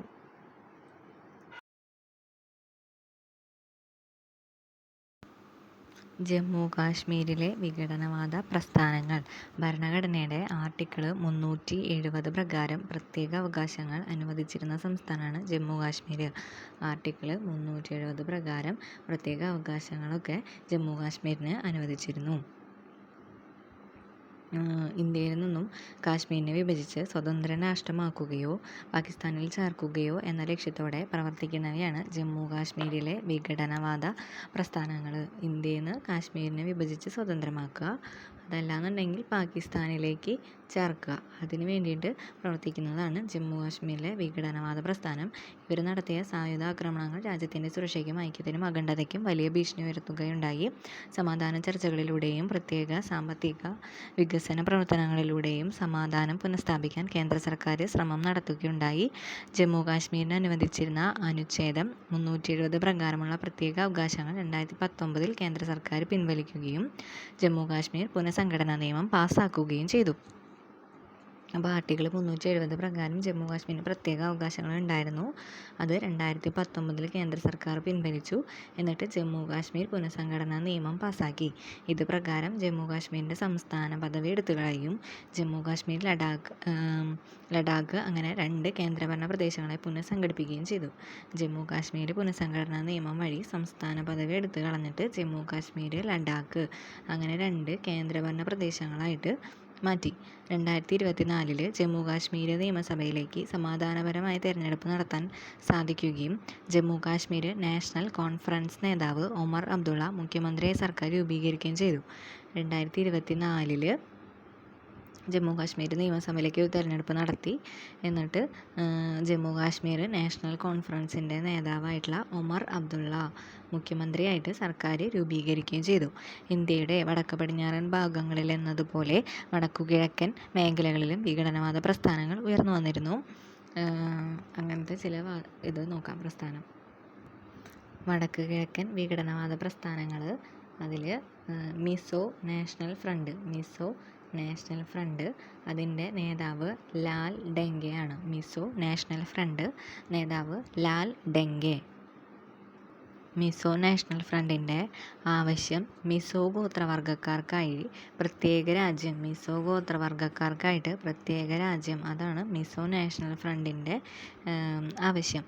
അതിന് പരിഹാരം 1986 സമാധാന കരാർ അനുസരിച്ചിട്ട് മിസോറാമിന് പ്രത്യേക അധികാരങ്ങളോടെ സമ്പൂർണ്ണ സംസ്ഥാന പദവി നൽകാൻ തീരുമാനിച്ചു. 1986 കരാർ പ്രകാരം മിസോറാമിന് പ്രത്യേക അധികാരങ്ങളോടെ സമ്പൂർണ്ണ സംസ്ഥാന പദവി. അപ്പോൾ മിസോ നാഷണൽ ഫ്രണ്ട് ലാൽ ഡെങ്കെ നേതൃത്വം കൊടുത്തു. മിസോറാമിനെ പ്രത്യേക രാജ്യമാക്കി മാറ്റുക എന്നുള്ളതായിരുന്നു അവരുടെ ആവശ്യം. 1986 കരാർ പ്രകാരം എന്താക്കി, ഒരു സംസ്ഥാന പദവി മിസോറാമിന് കൊടുത്തു. ഇനി അടുത്തതാണ് നാഗ നാഷണൽ കൗൺസിൽ. അതിൻ്റെ നേതാവ് അംഗാമി സഫു ഫിസോ ആണ് നേതാവ്. നാഗ നാഷണൽ കൗൺസിൽ നേതാവ് അംഗാമി സഫു ഫിസോ. ഇനി അവരുടെ ആവശ്യം നാഗ പ്രദേശങ്ങളുടെ ഏകീകരണം, സ്വയംഭരണം, ഗോത്ര സംസ്കാര സംരക്ഷണം.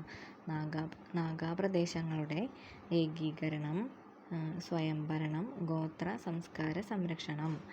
ഇനി അതിൻ്റെ പരിഹാരം 2015 നാഗ സമാധാന കരാർ ഒപ്പുവച്ചു.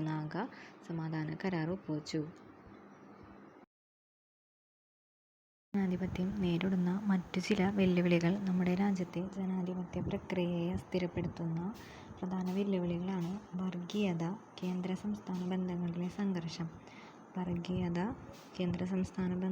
സംഘർഷം, അഴിമതി, രാഷ്ട്രീയത്തിലെ ക്രിമിനലിസം, കൂറുമാറ്റം തുടങ്ങിയ പ്രവണതകൾ. ഇവ ജനങ്ങളുടെ സ്വൈര ജീവിതത്തെയും രാഷ്ട്ര പുരോഗതിയെയും സാമ്പത്തിക വളർച്ചയെയും പ്രതികൂലമായി ബാധിക്കുന്നു. ഈ പ്രവണതകൾ ഇന്ത്യൻ ജനാധിപത്യത്തിന് വെല്ലുവിളികൾ ഉയർത്തുന്നത് എങ്ങനെയാണെന്ന് നോക്കാം. വർഗീയത. മതാടിസ്ഥാനത്തിൽ ജനങ്ങളെ ഭിന്നിപ്പിച്ച് സാമൂഹിക സംഘർഷം സൃഷ്ടിക്കുന്ന ആശയമാണ് വർഗീയത. മതാടിസ്ഥാനത്തിൽ ജനങ്ങളെ ഭിന്നിപ്പിച്ചിട്ട് സംഘർഷങ്ങൾ സൃഷ്ടിക്കുക, അതാണ് വർഗീയത. കൊളോണിയൽ ഭരണകാലത്ത് ഭിന്നിപ്പിച്ച് ഭരിക്കുക എന്ന ബ്രിട്ടീഷ് തന്ത്രം മതാടിസ്ഥാനത്തിൽ ഇന്ത്യൻ ജനതയെ ഭിന്നിപ്പിക്കുന്നതിനും വർഗീയത വളർത്താനും കാരണമായി. കൊളോണിയൽ ഭരണകാലത്ത് ഭിന്നിപ്പിച്ച് ഭരിക്കുക എന്ന് പറയുന്ന ബ്രിട്ടീഷ് തന്ത്രം ഉണ്ടായിരുന്നു. മതാടിസ്ഥാനത്തിൽ ഇന്ത്യൻ ജനതയെ ഭിന്നിപ്പിക്കുക, വർഗീയത വളർത്താനും ഒക്കെ കാരണമായി. അതുപോലെ ഇന്ത്യ വിഭജനത്തെ തുടർന്നുണ്ടായ കലാപങ്ങളും ജനതയെ മതാടിസ്ഥാനത്തിൽ ഭിന്നിപ്പിക്കുന്നതിനും വർഗീയ ചിന്ത വളർത്തുന്നതിനും വഴിവെച്ചു. വർഗീയ ചേരിതിരിവ് നമ്മുടെ ഭരണഘടനാ മൂല്യങ്ങളായ മതേതരത്വം, സാമൂഹിക നീതി എന്നിവയെ ദുർബലപ്പെടുത്തുകയും രാഷ്ട്രത്തിൻ്റെ ഐക്യത്തിനും അഖണ്ഡതയ്ക്കും ഭീഷണി ഉയർത്തുകയും ചെയ്യുന്നു. മതത്തിൻ്റെയും വർഗീയ ചിന്തയുടെയും അടിസ്ഥാനത്തിൽ ജനാഭിപ്രായം സ്വരൂപിക്കപ്പെടുന്നതും രാഷ്ട്രീയ പാർട്ടികൾ ഇതിനെ തെരഞ്ഞെടുപ്പിൽ വോട്ടർമാർ സ്വാധീനിക്കുന്നതിനായി ഉപയോഗിക്കുന്നതും ജനാധിപത്യത്തിന് വെല്ലുവിളി ഉയർത്തുന്നു. ജനജാഗ്രത സൃഷ്ടിക്കുന്നതിലൂടെയും ബോധവൽക്കരണത്തിലൂടെയും ശരിയായ ജനാധിപത്യ വിദ്യാഭ്യാസത്തിലൂടെയും മാത്രമേ വർഗീയതയെ ചെറുക്കാൻ പറ്റുള്ളൂ. ജനജാഗ്രത, ബോധവൽക്കരണം, ജനാധിപത്യ വിദ്യാഭ്യാസം, അതിലൂടെയാണ് വർഗീയതയെ ചെറുക്കാനായിട്ട് സാധിക്കുള്ളൂ. കേന്ദ്ര സംസ്ഥാന ബന്ധങ്ങളിലെ സംഘർഷങ്ങൾ. കേന്ദ്ര സംസ്ഥാന ബന്ധങ്ങളിലെ സംഘർഷങ്ങൾ ഇന്ത്യൻ ജനാധിപത്യം നേരിടുന്ന മറ്റൊരു പ്രധാന വെല്ലുവിളിയാണ്. കേന്ദ്ര സംസ്ഥാന ബന്ധങ്ങളിലെ സംഘർഷം ജനാധിപത്യം നേരിടുന്ന മറ്റൊരു പ്രധാന വെല്ലുവിളി. ഭരണഘടന അധികാരം കേന്ദ്രത്തിനും സംസ്ഥാനങ്ങളുമായി വിഭജിച്ച് നൽകിയിട്ടുണ്ടെങ്കിലും കൂടുതൽ അധികാരം കേന്ദ്രത്തിനും സംസ്ഥാനം വിഭജിച്ച് കൊടുത്തിട്ടുണ്ട്. എന്നാലും കൂടുതൽ അധികാരങ്ങളുള്ളത് കേന്ദ്രത്തിനാണ്. ചില കാര്യങ്ങളിൽ കേന്ദ്ര സർക്കാരിൻ്റെ മേൽക്കൈ അത് ഉറപ്പാക്കുകയും ചെയ്തിരിക്കുന്നു. മറുവശത്ത് സംസ്ഥാനങ്ങൾക്ക് നൽകിയിരിക്കുന്ന അധികാരങ്ങൾ സ്വതന്ത്രമായി വിനിയോഗിക്കാനുള്ള അവകാശം അവയ്ക്ക് ഭരണഘടന നൽകുന്നുമുണ്ട്. എന്നാൽ പലപ്പോഴും മാറി മാറി വരുന്ന കേന്ദ്ര സർക്കാരുകൾ നേരിട്ടും ഗവർണർമാർ മുഖേനയും സംസ്ഥാനങ്ങളുടെ ഈ അവകാശത്തിൽ ഇടപെടുന്നു. കേന്ദ്രാവിഷ്കൃത പദ്ധതികളിലും വിഭവങ്ങളുടെ വിതരണത്തിലും രാഷ്ട്രീയം കലരുന്നതും നമുക്ക് കാണാനാകും. ഇത്തരം നീക്കങ്ങളാണ് കേന്ദ്ര സംസ്ഥാന ബന്ധങ്ങളെ പ്രധാനമായും കലുഷിതമാക്കുന്നത്. കേന്ദ്രവും സംസ്ഥാനവും തമ്മിലുണ്ടാകുന്ന നിയമപരമായ തർക്കങ്ങൾക്ക് തീർപ്പ് കൽപ്പിക്കാൻ ജുഡീഷ്യറിക്കാണ് അധികാരമുള്ളത്. കേന്ദ്ര സംസ്ഥാന ബന്ധങ്ങൾ. ഭരണഘടന വാസ്തവത്തിൽ ഒരു ചട്ടക്കൂട് അഥവാ അസ്ഥിപഞ്ജര മാത്രമാണ്. അതിന് മാംസവും രക്തവും പ്രദാനം ചെയ്യുന്നത് യഥാർത്ഥ രാഷ്ട്രീയ പ്രക്രിയകളാണ്. അതിനാൽ ഇന്ത്യൻ ഫെഡറലിസത്തെ ഒരു വലിയ പരിധിവരെ സ്വാധീനിച്ചിട്ടുള്ളത് മാറിക്കൊണ്ടിരിക്കുന്ന രാഷ്ട്രീയ പ്രക്രിയകളാണ്. ഭരണഘടന നിലവിൽ വന്ന നാൾ മുതൽ തന്നെ കേന്ദ്ര സംസ്ഥാന ബന്ധങ്ങൾ നിലനിർത്തുന്നതിൽ ഗവർണർമാരുടെ പങ്ക് വളരെ നിർണായകമാണ്. അടുത്താണ് ഗവർണറുടെ പങ്ക്. ഗവർണറുടെ പങ്ക് എല്ലാ കാലത്തും സംസ്ഥാനവും കേന്ദ്ര ഗവൺമെൻറ്റും തമ്മിലുള്ള ഒരു വിവാദ വിഷയമാണ്. ഗവർണർ എന്നത് തിരഞ്ഞെടുക്കപ്പെട്ട ഒരു ഔദ്യോഗിക സ്ഥാനമല്ല. ഗവർണർ എന്ന് പറയുന്നത് തിരഞ്ഞെടുക്കപ്പെട്ട ഒരു ഔദ്യോഗിക സ്ഥാനമല്ല. വിരമിച്ച സൈനിക ഉദ്യോഗസ്ഥർ, ഗവൺമെൻറ് ഉദ്യോഗസ്ഥർ, രാഷ്ട്രീയക്കാർ എന്നിവരാണ് ഗവർണർമാരായി പൊതുവെ നിയമിക്കപ്പെടാറുള്ളത്. വിരമിച്ച സൈനിക ഉദ്യോഗസ്ഥർ, ഗവൺമെൻറ് ഉദ്യോഗസ്ഥർ, രാഷ്ട്രീയക്കാർ ഇവരാണ് ഗവർണറായിട്ട് നിയമിക്കപ്പെടാറ്. ഗവർണർമാരെ നിയമിക്കുന്നത് കേന്ദ്ര ഗവൺമെൻറ്റിൻ്റെ ശുപാർശ പ്രകാരം രാഷ്ട്രപതി. ഗവർണറിനെ നിയമിക്കുന്നത് രാഷ്ട്രപതി. ഗവർണറുടെ നിയമനത്തിനുള്ള കുറഞ്ഞ പ്രായം 35 വയസ്സ്. കേന്ദ്രത്തിലും സംസ്ഥാനങ്ങളിലും വ്യത്യസ്ത രാഷ്ട്രീയ കക്ഷികൾ ഭരിക്കുന്ന സാഹചര്യങ്ങളിൽ ഗവർണർമാരുടെ പങ്ക് കൂടുതൽ വിവാദങ്ങൾക്ക് കാരണമാകാറുണ്ട്. കേന്ദ്രത്തിലും സംസ്ഥാനങ്ങളിലും വ്യത്യസ്ത രാഷ്ട്രീയ കക്ഷികൾ ഭരിക്കുന്ന സാഹചര്യത്തിൽ ഗവർണർമാരുടെ പങ്ക് കൂടുതൽ വിവാദങ്ങൾക്ക് കാരണമാകാറുണ്ട്. ഇക്കാരണത്താൽ ഗവർണർമാരുടെ പ്രവർത്തനങ്ങൾ സംസ്ഥാന ഗവൺമെൻറ്റിൻ്റെ പ്രവർത്തനങ്ങളിലുള്ള കേന്ദ്ര ഗവൺമെൻറ്റിൻ്റെ ഇടപെടലായി പലപ്പോഴും വ്യാഖ്യാനിക്കപ്പെടുന്നു. കേന്ദ്ര സംസ്ഥാന ബന്ധങ്ങളെക്കുറിച്ച് പഠിക്കാൻ 1983 കേന്ദ്ര ഗവൺമെൻറ് നിയമിച്ച സർക്കാരിയ കമ്മീഷൻ സജീവ രാഷ്ട്രീയക്കാരെ ഗവർണർമാരായി നിയമിക്കരുതെന്ന് ശുപാർശ ചെയ്തിട്ടുണ്ട്. കേന്ദ്ര സംസ്ഥാന ബന്ധങ്ങളെക്കുറിച്ച് പഠിക്കാൻ 1983 ഗവൺമെൻറ് നിയമിച്ചതാണ് സർക്കാരിയ കമ്മീഷൻ. അത് സജീവ രാഷ്ട്രീയക്കാരനെ ഗവർണറായി നിയമിക്കരുതെന്ന് ശുപാർശ ചെയ്തു. സർക്കാരിയ കമ്മീഷൻ കേന്ദ്ര സംസ്ഥാന ബന്ധങ്ങളെ കുറിച്ച് പഠിച്ച് റിപ്പോർട്ട് സമർപ്പിക്കാൻ കേന്ദ്ര ഗവൺമെൻറ് നിയമിച്ച കമ്മീഷനാണ്. 1983 നിയമിക്കപ്പെട്ട കമ്മീഷൻ്റെ ചെയർമാൻ സുപ്രീം കോടതിയിൽ നിന്നും വിരമിച്ച R.S. സർക്കാരിയായിരുന്നു. സുപ്രീം കോടതിയിൽ നിന്നും വിരമിച്ച ജസ്റ്റിസ് R.S. സർക്കാരിയായിരുന്നു. 1988 റിപ്പോർട്ട് സമർപ്പിച്ചു. കേന്ദ്രത്തിൻ്റെ അധികാരങ്ങൾ കാലം ചെല്ലുന്തോറും വർദ്ധിച്ചു വരുന്നതായി കമ്മീഷൻ ചൂണ്ടിക്കാട്ടി. കേന്ദ്ര സംസ്ഥാന ബന്ധങ്ങളിലെ ഉരസലുകളും സംഘർഷങ്ങളും ഒഴിവാക്കാൻ ഭരണഘടനാപരവും രാഷ്ട്രീയവുമായ മാറ്റങ്ങൾ ആവശ്യമാണെന്ന് കമ്മീഷൻ കണ്ടെത്തി. എന്താണ് കാലം ചെല്ലുന്തോറും കേന്ദ്രത്തിൻ്റെ അധികാരം വർദ്ധിച്ചു വരുന്നു. കേന്ദ്ര സംസ്ഥാന ബന്ധങ്ങളിലെ ഉരസലുകളും സംഘർഷങ്ങളും ഒഴിവാക്കാൻ ഭരണഘടനാപരവും രാഷ്ട്രീയവുമായ മാറ്റങ്ങൾ ആവശ്യമാണെന്ന് കമ്മീഷൻ കണ്ടെത്തി. സർക്കാരിയ കമ്മീഷൻ്റെ റിപ്പോർട്ട് പരക്കെ സ്വാഗതം ചെയ്യപ്പെട്ടുവെങ്കിലും പൂർണ്ണമായും നടപ്പാക്കിയിട്ടില്ല. 1983 നിയമിക്കപ്പെട്ടു. 1988 റിപ്പോർട്ട് സമർപ്പിച്ചു. ഗവർണർമാരുടെ പങ്കും അധികാരങ്ങളും വിവാദമാകാൻ മറ്റൊരു കാരണം കൂടിയുണ്ട്. ഭരണഘടനയിലെ 356 വകുപ്പാണ് ഈ വിവാദത്തിൻ്റെ അടിസ്ഥാനം. ഇന്ത്യയിലെ ഏതൊരു സംസ്ഥാനത്തിലും രാഷ്ട്രപതി ഭരണം ഏർപ്പെടുത്തണമെന്ന് ഈ വകുപ്പ് വ്യവസ്ഥ ചെയ്യുന്നു. ഗവർണർമാരുടെ റിപ്പോർട്ടിൻ്റെ അടിസ്ഥാനത്തിൽ രാഷ്ട്രപതിക്ക് ആ സംസ്ഥാനത്ത് രാഷ്ട്രപതി ഭരണം ഏർപ്പെടുത്താനായിട്ട് കഴിയും. എന്നാൽ ഭരണഘടനയിലെ വ്യവസ്ഥകൾക്ക് അനുസൃതമായി ഭരണം നടത്തിക്കൊണ്ടു പോകുന്നതിൽ സംസ്ഥാന ഗവൺമെൻറ് പരാജയപ്പെടുന്ന സാഹചര്യങ്ങളിൽ മാത്രമേ ഈ വകുപ്പ് ഉപയോഗിക്കാൻ പാടുള്ളൂവെന്ന് ഭരണഘടന നിഷ്കർഷിക്കുന്നുണ്ട്. ഗവർണർമാരുടെ ഈ അധികാരം അനേകം സംഘർഷങ്ങൾക്ക് വഴിവെച്ചിട്ടുണ്ട്. നിയമസഭയിൽ വ്യക്തമായ ഭൂരിപക്ഷമുള്ള സംസ്ഥാന ഗവൺമെൻറ്റുകളെ പോലും രാഷ്ട്രപതി പിരിച്ചുവിട്ട സന്ദർഭങ്ങൾ ഉണ്ടായിട്ടുണ്ട്. 1959 കേരള ഗവൺമെൻറ്റിനെ പിരിച്ചുവിട്ടത് ഉദാഹരണമാണ്. നിയമസഭയിൽ ഭൂരിപക്ഷമുള്ള സംസ്ഥാന ഗവൺമെൻറ്റിനെ പോലും പിരിച്ചുവിട്ടിട്ടുണ്ട്.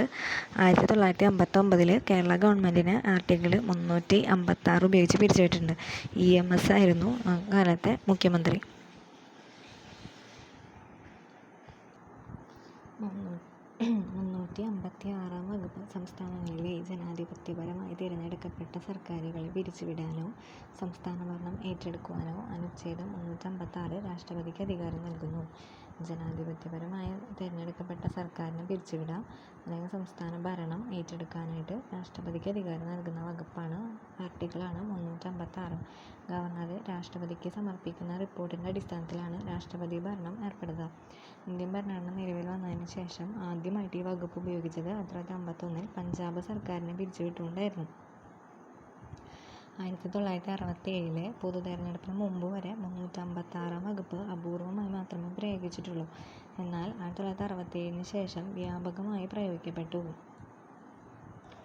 1967 തെരഞ്ഞെടുപ്പിന് മുമ്പ് വരെ അപൂർണമായിട്ടാണ് ഉപയോഗിച്ചത്. എന്നാൽ 67 ശേഷം വ്യാപകമായി പ്രയോഗിക്കപ്പെട്ടു. ഫസ്റ്റ് രാഷ്ട്രപതി ഭരണം ഏർപ്പെടുത്തിയത് പഞ്ചാബിൽ 1951. ഗവർണറുടെ അധികാരങ്ങളും ചുമതലകളും കേന്ദ്രത്തിലേതുപോലെ സംസ്ഥാനങ്ങളിലും പാർലമെൻ്ററി വ്യവസ്ഥയാണ് ഭരണഘടന വിഭാവനം ചെയ്യുന്നത്. സംസ്ഥാനത്തും പാർലമെൻ്ററി വ്യവസ്ഥ. അതുകൊണ്ട് സംസ്ഥാനത്തിൻ്റെ നാമമാത്ര തലവനാണ് ഗവർണർ. നാമമാത്ര തലവനാണ് ഗവർണർ. യഥാർത്ഥ കാര്യനിർവഹണ അധികാരം നിക്ഷിപ്തമായിരിക്കുന്നത് മുഖ്യമന്ത്രി തലവനായിട്ടുള്ള മന്ത്രിസഭയിലാണ്. ആയതിനാൽ ഗവർണർ അധികാരങ്ങൾ നിർവഹിക്കേണ്ടത് മന്ത്രിസഭയുടെ ഉപദേശപ്രകാരമായിരിക്കണം. ഗവർണറുടെ പ്രധാന അധികാരങ്ങളും ചുമതലകളും ചുവടെ ചേർക്കുന്നു. ഗവർണറുടെ നിയമനിർമ്മാണ അധികാരങ്ങൾ: നിയമസഭ വിളിച്ചു ചേർക്കുക, സഭാ സമ്മേളനം അവസാനിക്കുന്നതായി പ്രഖ്യാപിക്കുക, സഭ പിരിച്ചുവിടുക. വിളിച്ചു ചേർക്കുക, അവസാനിച്ചതായി പ്രഖ്യാപിക്കുക, പിരിച്ചുവിടുക. സഭയെ അഭിസംബോധന ചെയ്യുക, സഭ പാസാക്കിയ ബില്ലിന് അംഗീകാരം നൽകുക, ഓർഡിനൻസ് പുറപ്പെടുവിക്കുക, ബജറ്റും ധനബില്ലും സഭയിൽ അവതരിപ്പിക്കുന്നതിന് വേണ്ട മുൻകൂർ അനുമതി നൽകുക. നിയമനിർമ്മാണ അധികാരങ്ങളാണ് സഭ വിളിച്ചു ചേർക്കുക, അവസാനിക്കുന്നതായിട്ട് പ്രഖ്യാപിക്കുക, പിരിച്ചുവിടുക, അഭിസംബോധന ചെയ്യുക, ബില്ലുകൾക്ക് അംഗീകാരം കൊടുക്കുക, ഓർഡിനൻസ് പുറപ്പെടുവിക്കുക, ബജറ്റും ധനബില്ലും അവതരിപ്പിക്കുക, മുൻകൂർ അനുമതി നൽകുക. കാര്യനിർവഹണ അധികാരങ്ങൾ: സംസ്ഥാനത്തെ എല്ലാ കാര്യനിർവഹണ അധികാരങ്ങളും നിർവഹിക്കപ്പെടുന്നത് ഗവർണറുടെ പേരിൽ. എല്ലാ കാര്യനിർവഹണ അധികാരവും നിർവഹിക്കുന്നത് ഗവർണറുടെ പേരിലാണ്. സംസ്ഥാനത്ത് ഏറ്റവും കൂടുതൽ ഭൂരിപക്ഷം ലഭിച്ച രാഷ്ട്രീയ കക്ഷിയുടെയോ സഖ്യത്തിൻ്റെയോ നേതാവിനെ സർക്കാർ രൂപീകരണത്തിനായിട്ട് ക്ഷണിക്കുക. ഭൂരിപക്ഷം ലഭിച്ച രാഷ്ട്രീയ കക്ഷിയുടെ സഖ്യത്തിൻ്റെ നേതാവിനെയോ സർക്കാർ രൂപീകരിക്കാൻ വേണ്ടി ക്ഷണിക്കുക. സംസ്ഥാന മുഖ്യമന്ത്രിയും മുഖ്യമന്ത്രിയുടെ നിർദ്ദേശാനുസരണം മറ്റു മന്ത്രിമാരെ നിയമിക്കാം. മുഖ്യമന്ത്രിയുടെ നിർദ്ദേശപ്രകാരം മറ്റു മന്ത്രിമാരെ നിയമിക്കാം. കാര്യനിർവഹണ അധികാരം.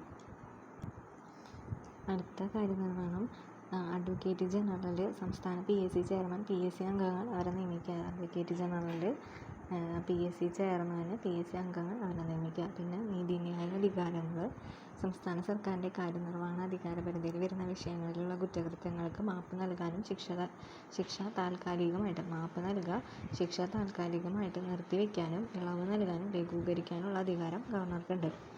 ഇനി വിവേചന അധികാരങ്ങൾ: നിയമസഭയിലേക്ക് ഒരു കക്ഷിക്കും ഭൂരിപക്ഷം ലഭിക്കാത്ത സാഹചര്യത്തിൽ മന്ത്രിസഭ രൂപീകരണ വിഷയത്തിൽ ഗവർണർക്ക് വിവേചന അധികാരം പ്രയോഗിക്കാവുന്നതാണ്. സംസ്ഥാന ഭരണകാര്യങ്ങളെക്കുറിച്ചിട്ട് രാഷ്ട്രപതിക്ക് റിപ്പോർട്ട് സമർപ്പിക്കുന്നത് ഗവർണറാണ്. നിയമസഭ പാസ്സാക്കുന്ന ബില്ലുകൾ ഗവർണറുടെ അംഗീകാരത്തിനായിട്ട് സമർപ്പിക്കുമ്പോൾ ഗവർണർക്ക് താഴെ പറയുന്ന നടപടികൾ സ്വീകരിക്കാം. പാസ്സാക്കിയ ബില്ല് ഗവർണറുടെ അംഗീകാരത്തിന് വയ്ക്കുമ്പോൾ ഗവർണർക്ക് പറയുന്ന അധികാരങ്ങൾ ഉപയോഗിക്കാം.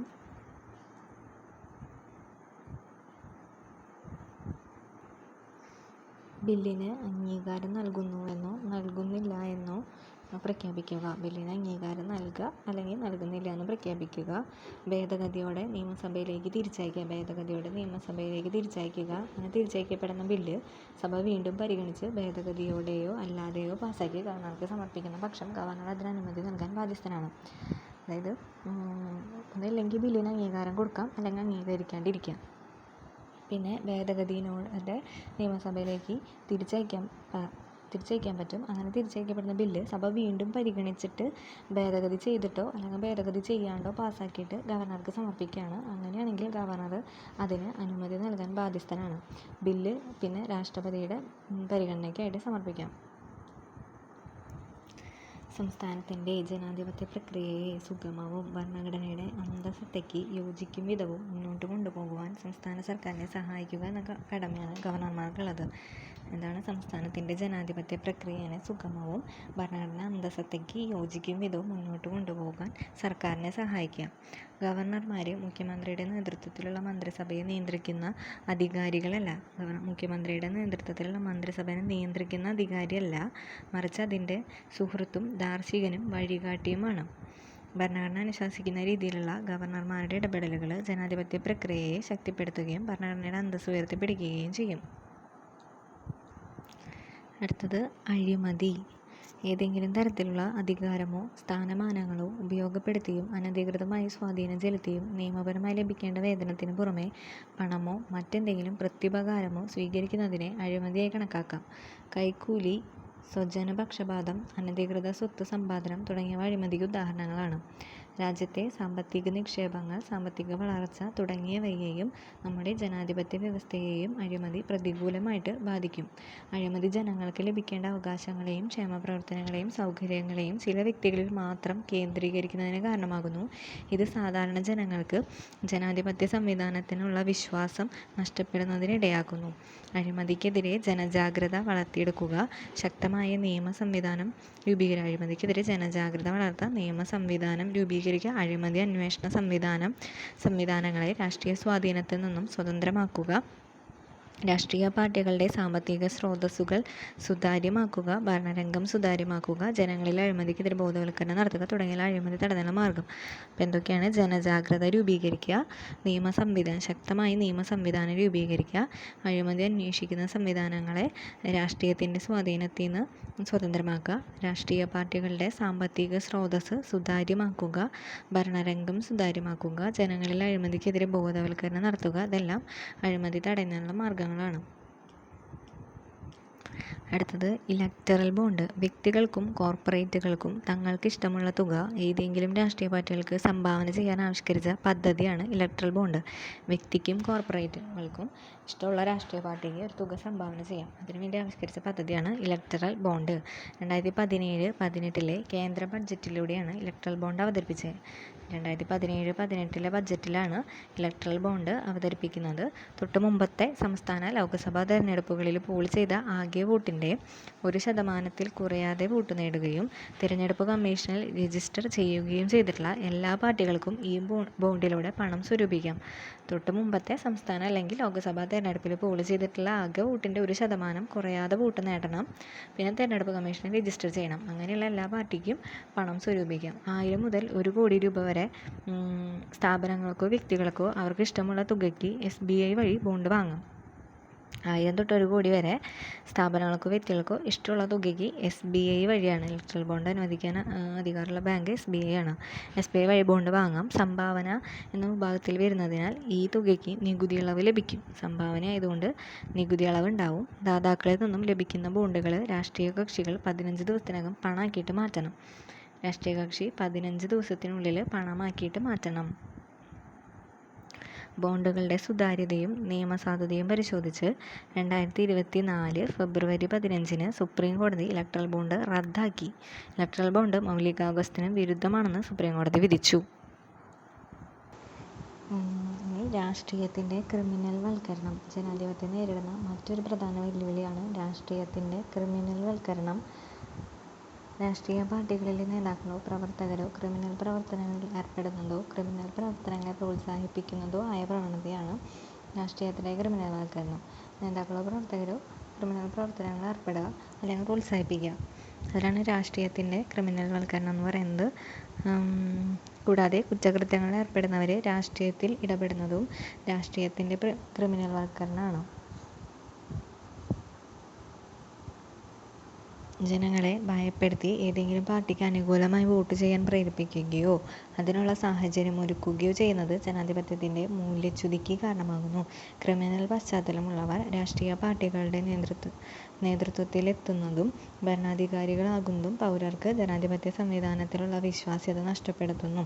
ക്രിമിനൽ കുറ്റങ്ങളിൽ വിചാരണ നേരിടുന്നവരെയും ശിക്ഷിക്കപ്പെടുന്നവരെയും തിരഞ്ഞെടുപ്പിൽ മത്സരിക്കുന്നത് വിലക്കിക്കൊണ്ടുള്ള തിരഞ്ഞെടുപ്പ് പരിഷ്കാരങ്ങൾ, ശക്തമായ നിയമ സംവിധാനം,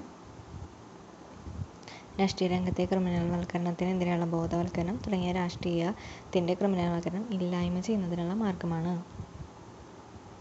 അടുത്തത് കൂറുമാറ്റം. 1967 തിരഞ്ഞെടുപ്പിന് ശേഷം ഇന്ത്യൻ രാഷ്ട്രീയത്തിൽ രൂപപ്പെട്ട മറ്റൊരു പ്രവണതയായിരുന്നു കൂറുമാറ്റം. ഒരു പാർട്ടിയുടെ സ്ഥാനാർത്ഥിയായി ഇലക്ഷനിൽ മത്സരിച്ച് തിരഞ്ഞെടുക്കപ്പെട്ട ജനപ്രതിനിധി സ്വന്തം പാർട്ടിയെ ഉപേക്ഷിക്കുകയോ മറ്റൊരു പാർട്ടിയിൽ ചേരുകയോ ചെയ്യുന്നതിനാണ് കൂറുമാറ്റം എന്ന് പറയുക. ഒരു പാർട്ടിയിൽ നിന്ന് ജയിച്ചിട്ട് വേറെ പാർട്ടിയിലേക്ക് മാറുക അല്ലെങ്കിൽ സ്വന്തം പാർട്ടി ഉപേക്ഷിക്കുക, അതിനാണ് കൂറുമാറ്റം എന്ന് പറയുന്നത്. തിരഞ്ഞെടുപ്പ് കാലത്ത് വോട്ടർമാർ ജനപ്രതിനിധികളിൽ അർപ്പിച്ച വിശ്വാസത്തെ വഞ്ചിക്കുന്ന സാഹചര്യമാണ് ഇവിടെ ഉണ്ടാകുന്നത്. ഇത് പലപ്പോഴും ഭരണപ്രതിസന്ധി സൃഷ്ടിക്കുകയും ജനാധിപത്യത്തിന് വെല്ലുവിളി ഉയർത്തുകയും ചെയ്യുന്നു. പിന്നീട് കൂറുമാറ്റം തടയുന്നതിനായി 1985 52-ാം ഭരണഘടനാ ഭേദഗതി പ്രകാരം കൂറുമാറ്റ നിരോധന നിയമം പാർലമെന്റ് പാസാക്കി. 1985 52-ാം ഭേദഗതി. രാഷ്ട്രീയ പാർട്ടികൾ അവരുടെ അംഗങ്ങളുടെ കൂറുമാറ്റം തടയാൻ വ്യത്യസ്ത തന്ത്രങ്ങൾ സ്വീകരിക്കാറുണ്ട്.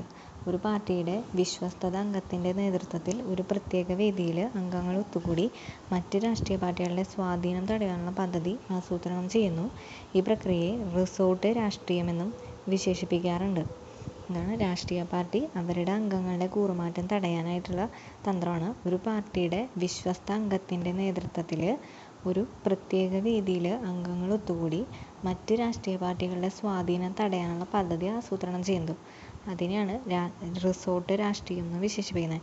1982 ഹരിയാനയിലാണ് ഇതിൻ്റെ ചരിത്രം ആരംഭിക്കുന്നത്. തുടർന്ന് കർണാടക, ആന്ധ്രാപ്രദേശ്, ഗുജറാത്ത്, ഉത്തർപ്രദേശ്, ബീഹാർ, മഹാരാഷ്ട്ര, ഉത്തരാഖണ്ഡ്, തമിഴ്നാട് തുടങ്ങിയ സംസ്ഥാനങ്ങളിലും ഈ പ്രവണത ഉണ്ടായിട്ടുണ്ട്. സ്വാതന്ത്ര്യാനന്തരം രാജ്യം നേരിട്ട നിരവധി പ്രതിസന്ധികളെ ജനാധിപത്യ മാർഗത്തിലൂടെ അതിജീവിക്കാൻ നമുക്ക് സാധിച്ചിട്ടുണ്ട്. ഇത് നമ്മുടെ ജനാധിപത്യത്തിൻ്റെ അതിജീവന ശേഷിയെ പ്രകടമാക്കുന്നു. കാലഘട്ടത്തിനനുസരിച്ചുള്ള മാറ്റങ്ങളെ ഉൾക്കൊള്ളാൻ കഴിയുന്ന ഒരു സജീവ ഭരണഘടനയാണ് നമുക്കുള്ളത്. ഭരണഘടനാ മൂല്യങ്ങളുള്ള ആദരവും വിധേയത്വമാണ് നമ്മുടെ ജനാധിപത്യം അർത്ഥസമ്പുഷ്ടമാക്കുന്നത്. ട്രെയിൻ ടു പാകിസ്ഥാൻ എന്ന് പറയുന്ന നോവല് ഖുശ്വന്ത് സിംഗിൻ്റെയാണ്. 47 അഭയാർത്ഥി പ്രവാഹത്തിനെ കുറിച്ചിട്ടൊക്കെ പറയുന്നതാണ്. 49 തട്ടിക്കൊണ്ടുപോകൽ നിയമം, പലായനം ചെയ്തവർക്കുള്ളത് 54 നിയമം, പിന്നെ പൗരത്വ നിയമം 1955 വന്നു. പിന്നെ എന്താ പറയുക, ഈ നാട്ടുരാജ്യങ്ങളുടെ സംയോജനത്തിന് വേണ്ടി 3 കരാറ്, തൽസ്ഥിതി കരാറ്, പ്രവേശന കരാറ്, സംയോജന കരാറ് ഒക്കെ വന്നു. 1950 ജനുവരി 25 ഇലക്ഷൻ കമ്മീഷൻ നിലവിൽ വന്നു. ആദ്യ തെരഞ്ഞെടുപ്പ് 51 ഒക്ടോബർ മുതൽ 52 ഫെബ്രുവരി വരെ നടന്നു. പിന്നെ ഏകകക്ഷി മേധാവിത്വം എന്ന് പറഞ്ഞു കഴിഞ്ഞാൽ ഒരു രാഷ്ട്രീയ പാർട്ടി തന്നെ തുടർച്ചയായിട്ട് നല്ല ഭൂരിപക്ഷത്തിൽ അധികാരം നേടിക്കൊണ്ടിരിക്കുക, അതിനാണ് ഏകകക്ഷി മേധാവിത്വം എന്ന് പറയുന്നത്. പിന്നെ 1975 ജൂൺ 25 അടിയന്തരാവസ്ഥ പ്രഖ്യാപിച്ചു. ആർട്ടിക്കിൾ 352 പ്രകാരമാണ് അടിയന്തരാവസ്ഥ പ്രഖ്യാപിക്കുന്നത്. രാഷ്ട്രപതിയാണ് പ്രഖ്യാപിക്കുന്നത്. പിന്നെ കുറച്ച് ജനകീയ പ്രസ്ഥാനങ്ങളാണ്. അതിൽ പിന്നാക്ക വിഭാഗങ്ങൾക്ക് വേണ്ടി വന്നിട്ടുള്ള ഒരു കമ്മീഷനാണ് മണ്ഡൽ കമ്മീഷൻ. ആദ്യം വന്നത് 1953 കാക്ക കലേൽക്കർ എന്ന് പറയുന്ന കമ്മീഷൻ. അത് കഴിഞ്ഞ് 1979 BP മണ്ഡൽ അധ്യക്ഷനായിട്ട് കമ്മീഷൻ വന്നു. അത് 2ാം പിന്നാക്ക വിഭാഗ കമ്മീഷൻ എന്നും അറിയപ്പെടുന്നുണ്ട്. 1980 കമ്മീഷൻ റിപ്പോർട്ട് സമർപ്പിച്ചു. 1990 നടപ്പിലാക്കുന്നത്. OBC വിഭാഗങ്ങൾക്ക് വേണ്ടിയിട്ട് വന്നിട്ടുള്ളതാണ് കമ്മീഷൻ. പിന്നെ BP മണ്ഡൽ പാർലമെൻറ്റ് അംഗമായിരുന്നു. അതുപോലെ തന്നെ മുഖ്യമന്ത്രിയും ആയിട്ടുണ്ട്. ബീഹാർ സംസ്ഥാനത്തിൻ്റെ ദളിത് പാന്തേഴ്സ് പ്രസ്ഥാനം 72 മഹാരാഷ്ട്രയിൽ വന്നു. അതിനുശേഷം 1978 backward and minority communities employees federation വന്നു. പിന്നെ അതിൽ നിന്നും രൂപം കൊണ്ട് ദളിത് ശോഷിത സമാജ് സംഘർഷ സമിതിയും കൻഷിറാമിൻ്റെ ബഹുജൻ സമാജ് പാർട്ടിയും നിലവിൽ വന്നു.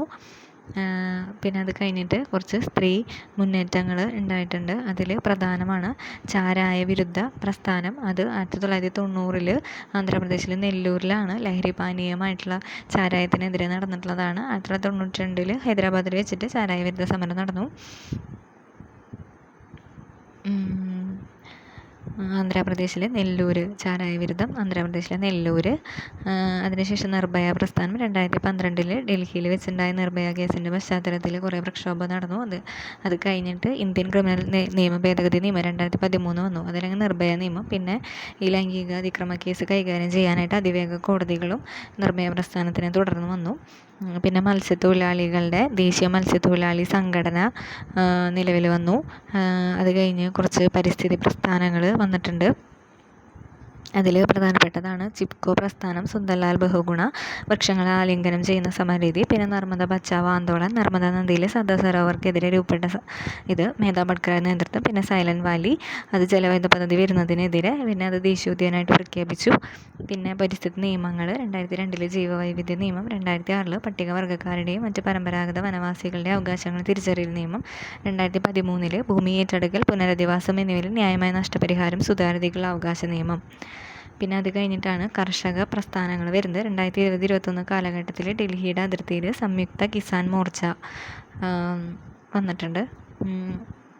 പിന്നെ വിവരാവകാശം 1990 രാജസ്ഥാനിലെ മസ്ദൂർ കിസാൻ ശക്തി സംഘാത MKSS വന്നു.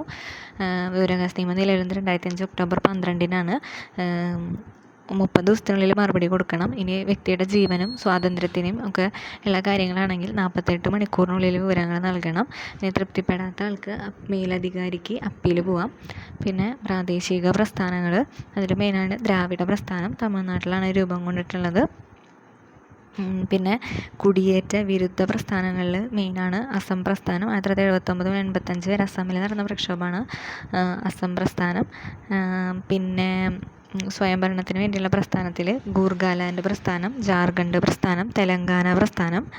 പിന്നെ വിഘടനവാദ പ്രസ്ഥാനങ്ങളിൽ ഖാലിസ്ഥാൻ പ്രസ്ഥാനം മെയിനാണ്. 1984 ഓപ്പറേഷൻ ബ്ലൂ സ്റ്റാർ, ഇന്ദിരാഗാന്ധി വധിക്കപ്പെടുന്നു. പിന്നെ 85 പഞ്ചാബ് കരാർ ഒപ്പുവെച്ചതിനെ തുടർന്ന് ഖാലിസ്ഥാൻ പ്രസ്ഥാനത്തിന് ഒരു ശമനം ഉണ്ടാകുന്നു. പിന്നെ ജമ്മു കാശ്മീരിലെ ആർട്ടിക്കിൾ 370 പ്രകാരം ജമ്മു കാശ്മീരിന് ഒരു പ്രത്യേക പദവി ഉണ്ടായിരുന്നു. അത് 2019 എടുത്തു കളഞ്ഞ് ജമ്മു കാശ്മീർ, ലഡാക്ക് അങ്ങനെ 2 കേന്ദ്രഭരണ പ്രദേശങ്ങളായി പുനഃസംഘടിപ്പിച്ചു. പിന്നെ ഒമർ അബ്ദുള്ള മുഖ്യമന്ത്രിയായിട്ട് സർക്കാർ രൂപീകരിച്ചു. 2024 വടക്കുകിഴക്കൻ വിഘടനവാദ പ്രസ്ഥാനമാണ് മീസോ നാഷണൽ ഫ്രണ്ടും നാഗ നാഷണൽ കൗൺസിലും. പിന്നെ ജനാധിപത്യം നേരിടുന്ന വെല്ലുവിളികളാണ് വർഗീയത. പിന്നെ കേന്ദ്ര സംസ്ഥാന ബന്ധങ്ങളിലെ സംഘർഷങ്ങൾ ഇതാക്കാൻ വേണ്ടിയിട്ട് സർക്കാരിയ കമ്മീഷൻ വന്നിട്ടുണ്ട്. 1983 കമ്മീഷൻ. പിന്നെ 356 വകുപ്പ് പ്രകാരം സംസ്ഥാനത്ത് രാഷ്ട്രപതി ഭരണം ഏർപ്പെടുത്തുന്നത് രാഷ്ട്രപതിയാണ്. 1951 പഞ്ചാബിലാണ് ആദ്യം വന്നിട്ടുള്ളത് രാഷ്ട്രപതി ഭരണം. പിന്നെ 1959 കേരള ഗവൺമെൻറ്റിനെ പിരിച്ചുവിട്ട് രാഷ്ട്രപതി ഭരണം വന്നു. പിന്നെ ഗവർണറുടെ അധികാരങ്ങൾ, പിന്നെ അഴിമതി, രാഷ്ട്രീയത്തിൻ്റെ ക്രിമിനൽ വൽക്കരണം. പിന്നെ കൂറുമാറ്റം 1985 52 ഭേദഗതി പ്രകാരം പിന്നെ ഇലക്ട്രൽ ബോണ്ട് SBIക്കാണ് അത് കൊടുക്കാനുള്ള അവകാശം SBIക്ക് മാത്രമേ 2024 ഫെബ്രുവരി 15 എടുത്തു കളഞ്ഞു. പിന്നെ കൂറുമാറ്റം 1985 52 ഭേദഗതി. അപ്പോൾ ഇത്രയേ ഉള്ളൂ ക്ലാസ്. ഇഷ്ടപ്പെട്ടാൽ ലൈക്ക് ചെയ്യുക, സബ്സ്ക്രൈബ് ചെയ്യുക.